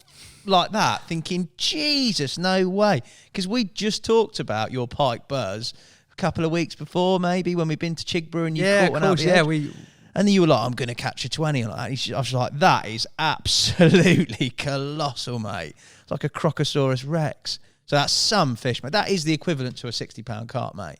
Like, it's ridiculous. Like, they don't come around every single day of the week. However you want to compare it, but I'm just I could happily not get one near that size for the rest of my life, and that will probably be, that's up there, mate. Is one of my best ever fish. Like, and it was all this case of like, I didn't know I was going. That makes it even more better. Like I found out 9 o'clock, 8:30 when Dan and I were sitting in there or wherever it was. Like, so that it was so spontaneous, and I always find that the good things in whatever it is in life, memories are spontaneous. So I'm quite impulsive. Like, I think also, like with the fishing rod left in the caravan, mate, in the cupboard, it's sometimes your name's on it, isn't it? Fate. You can't, you know what I mean? It's going to happen regardless, and it did then. Big love, Tommy, for going and blanking on bluebells. I owe him a lot, mate. Like, you've lost your in now, mate. That is my ticket. I'm sorry. Like, you've passed. Yeah, like you're gonna have to wait. But no, that was mega, mate. What about stuff in terms of working within the team? Because obviously you've been at Nash now 3 years. 4 years? 4 years in June. So 3.5, just over 3 3/4 at the minute. What are your standout memories, stories, etc. about certain trips, whatever it may be, with the lads around? Because it is funny. It's a laugh a second, to be fair, mate. Yeah, and I know a lot of the guys have said, like, it's just little things that sort of wouldn't make sense to anyone else, you know, and a lot of it wouldn't be suitable for the podcast, I should imagine. But a lot of it we've told on stories already. You know, like, I always think, and I was going to touch on it, but I was like, we did it, like Tommy did it so well, that trip to Belgium. It's like just everything around it. Like when you get back home and you look back and go, did that really happen? Like Dan nearly getting beaten up by some French guys while I hid in my bivvy while someone was getting some pleasure behind the bivvy. And I just think, like, And even just being out in that boat when Max had one, because I was the next bivvy up, and we probably spoke about it with Max's podcast. Like, I'm in the middle of this conjunction of canals in a boat at 4 a.m. in the middle of Belgium, and there was like, I'm not even exaggerating, 15 police cars on like this 8-lane motorway above our heads, like where there'd been a massive crash. I didn't even hear it or anything, but it was just blue light. So I'm in this, like, right in the middle, like you're 200-300 yards from the thing in a boat with Max. Like, it's quite surreal. Yeah. Do you know, like, really surreal. Like, and there's, like, it was urban. I didn't like the urban side of things. Like, give me a nice tranquil lake with deer roaming around. More rural. Yeah, but that was surreal. The trip, there's been plenty of trips. The Hungary trip again. I spoke about it in thing with a famous. There's one story that is something about, I don't know it, but you've got to tell me it. But there's something to do with you nearly killing Alan Blair, mate. What happened there? Oh, that was the Pike trip. They exaggerate it a little bit, but it was my fault. Right, basically, automatic vans. Alan, he's got a fast one. Yeah. I jump, like, so if I ever know I'm driving Alan anywhere, like we went to Belgium and back for a day for a meeting, can I drive the fast van? I'll drive, fast van. I enjoyed driving that, but I've never driven an automatic before. First time I ever did was when I drove it off the ferry to Belgium. I was like, this is easy, just get rid of this foot, put it behind, and don't worry about it. So the first time I ever did that was in Belgium. We got to where we were going in Ostend, however you say it. Lovely day, sun was out, near the beach. Met up with Marco and Mark Pantsar for a meeting, the Benelux guys. We've all got out, and it's like, all right, you got to go park the van somewhere else. I go now. So, all right. So I followed Marco up to park the van. At this point, I was only spinning round, so I didn't have my seatbelt on. So it was beeping. So don't advocate that, but I was only literally going up the road and coming back round. So I was rushing to make sure I followed him so I didn't lose him. Anyway, he's done a U-E on the tram lines, but because I'm so sort of like clutch foot's there, innit? So we've come up, so I'm now on these tram lines, but instead of braking, I've gone to shift lower gear. But obviously, if you've ever tried braking with your wrong foot, no, I can't do that. You can't do it because you go through you can't do it. You can't judge it. Well, it's like stamping on the brake of a new van with the freshest brake pads that the world has ever seen. So I emergency stopped on the middle of some tram lines, like thing, but you don't know what's happened. So I've just gone forward. I was all right. I didn't hurt myself or anything, but I've just gone forward on this van. But because I've slammed the brake down and just panic is setting. I thought Alan Blair's brand new, it's relatively new, super duper van or whatever it is. I thought I'd blown it up or something, and I know I can't get it started. I'm on the middle of a tram track trying to get it started, but luckily they weren't in the vehicle. And I said to myself, I'll never do that again. I'll never ever do that again because it shocked me so much. I didn't know what was going on. I'll never do it again. Cue Pike trip. I've driven all the way. It was 2 hours away to whatever part of the world it was, through all these lanes and everything. And we've met up with Dan and John, and we've met up not at a venue, but near the venue. So we were going to follow them to the venue because it was hard to find. So we've done that, met up. But okay, right. Follow me. All right, I'll get back in. So it's me and Al in the van, and I've just got to spin the van round in this little church car park it was. So I've just gone to spin around. But as Al's in the back getting changed, so he's in the transporter in the back getting changed. So there's no sort of seats in it at the minute, just his fishing gear. Oh no. So, but even if you're not going that fast, if you accidentally slam on the brakes, so he was right at the back by the door. I've gone to sort of go towards the wall, put it in reverse, and as I've done that, I've gone to put the clutch down because I'm excited now. We're near the lake. Yeah, I'm going. I'm excited. I've forgotten that I'm driving an automatic. So I've pushed that. But honestly, I think I had my seatbelt on this time, but I think my head hit the windscreen, where I've gone, or at least over the steering wheel. But Al has gone from the back of the van through to the front of the van, I can only imagine it. I wish I had the camera on it, mate, a GoPro or something at speed. Because he's only literally turning around in the car park where he gets clothes on. But I said I nearly killed him. I did exaggerate a bit. But if there was any bank sticks in there, mate, he's or kebabbed. Storm poles, all I can imagine is Al pierced with a storm pole and back through the seats of his transporter. Talk about ruining the day. I wouldn't have caught that Pike, and I would also have killed my boss. Can you imagine? Mate. So I'm not driving automatics anymore. I refuse to do it because this foot just comes out of nowhere and sort of goes, all right then, well, much fun. You got to have like a tattoo on your hand saying automatic, so you don't. But the size of the brake pad on an automatic, why are they 5 times the size? Why is it that big? Like, who has got feet like, so you've got the normal size accelerator and then all of a sudden you've got, I'm like, no wonder I would have missed it if it wasn't that big because the clutch is to the left. But I'm not sure you can blame the ergonomics of the car, mate. Yeah, I mean, but it's a good try. So yeah, I didn't really kill it, but it was. It could have been nasty though, that mate. I was petrified that I'd hurt him because. How was he? Did he? He said he was all right and he fished the whole day fine, and he must have been absolutely fine. But any sort of wrong thing, I don't know. I thought, oh no, even if I broke his arm or something like. Imagine like. Even for the company, like imagine Al not being able to go out fishing because I broke his arm. Did he not go absolutely mental for you just smashing? No, he didn't know what. He thought I'd crashed. Oh right. He absolutely thought I'd crashed straight into a wall because he didn't realise what I'd done, and I just went sorry. And then, but you know, when I get nervous, I start laughing. Yeah, it's not good. Never a good trait to have because if someone's getting if I was getting a bollocking at school or off of whoever, I'll burst out laughing, and that makes it worse because I just get nervous, and I just laughed the whole way to the Pike Lake. Yeah, and I was like. What a trip, mate. So, you haven't had a lot of luck with Anzo as well, have you, mate? Recently. I think you need to share the story out. You're going to say this one. Not recently, I haven't. No, not Vans. All right, I'll tell this one. So, went fishing for the day, not too long ago, down to my syndicate. And at the moment, the lavatories are unavailable to the public. Nice. For COVID reasons. So like the lake that I fish has a fully functioning flushing toilet. Brilliant. Like save the bivvy shit. All up for that. Anyway, it closed first lockdown, but then opened once things got eased.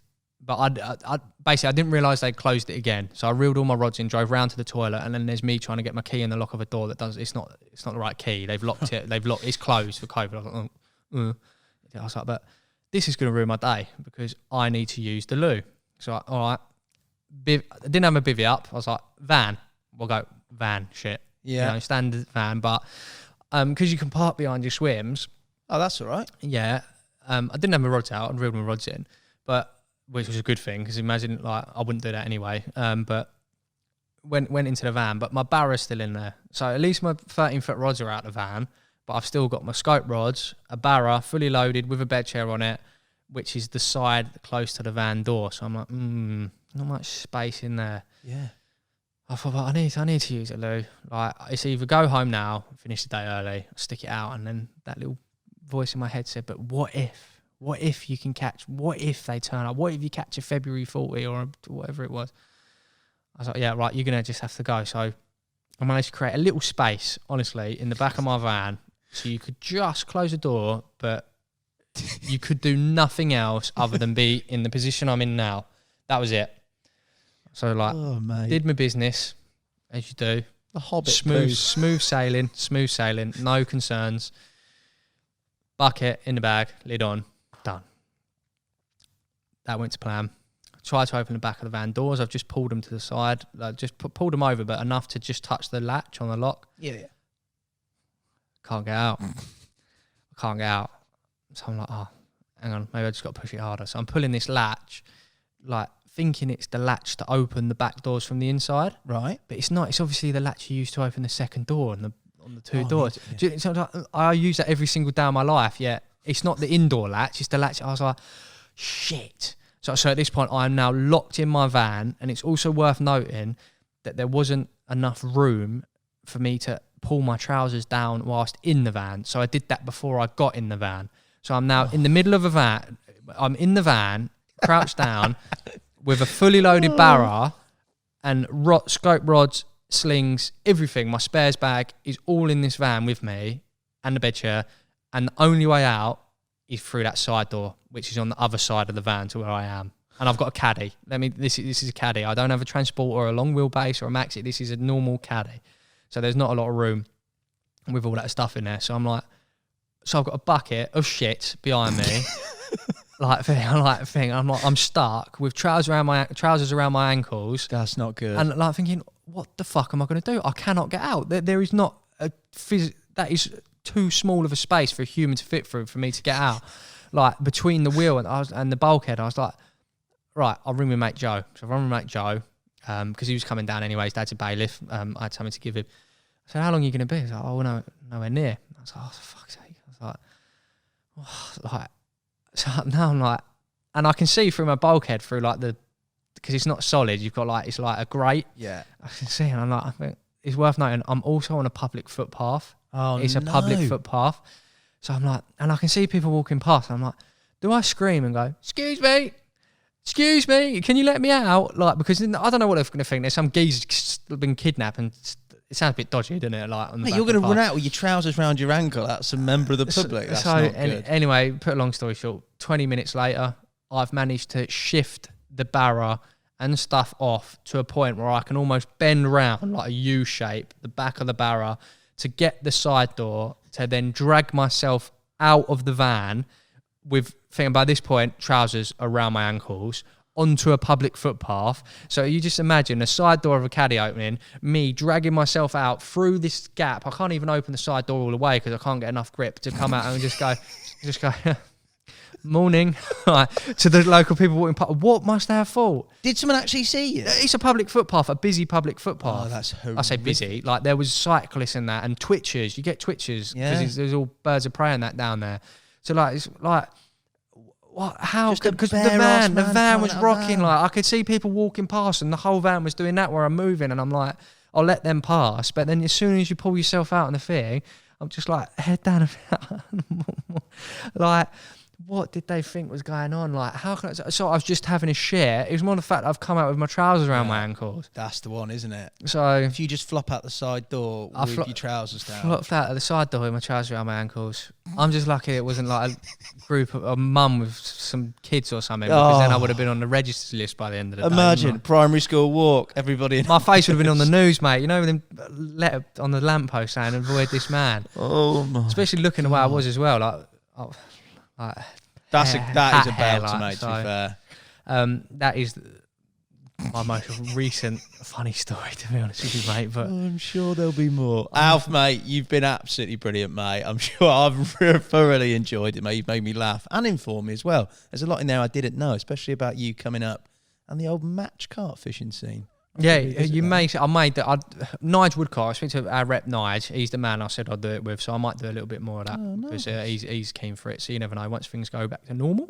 Yeah, nice. Well, thank you, mate. Thank you guys for watching and listening, and we'll see you again soon with another Nash Off the Hook podcast. Bye. Cheers, mate. Cheers, mate. Thank you.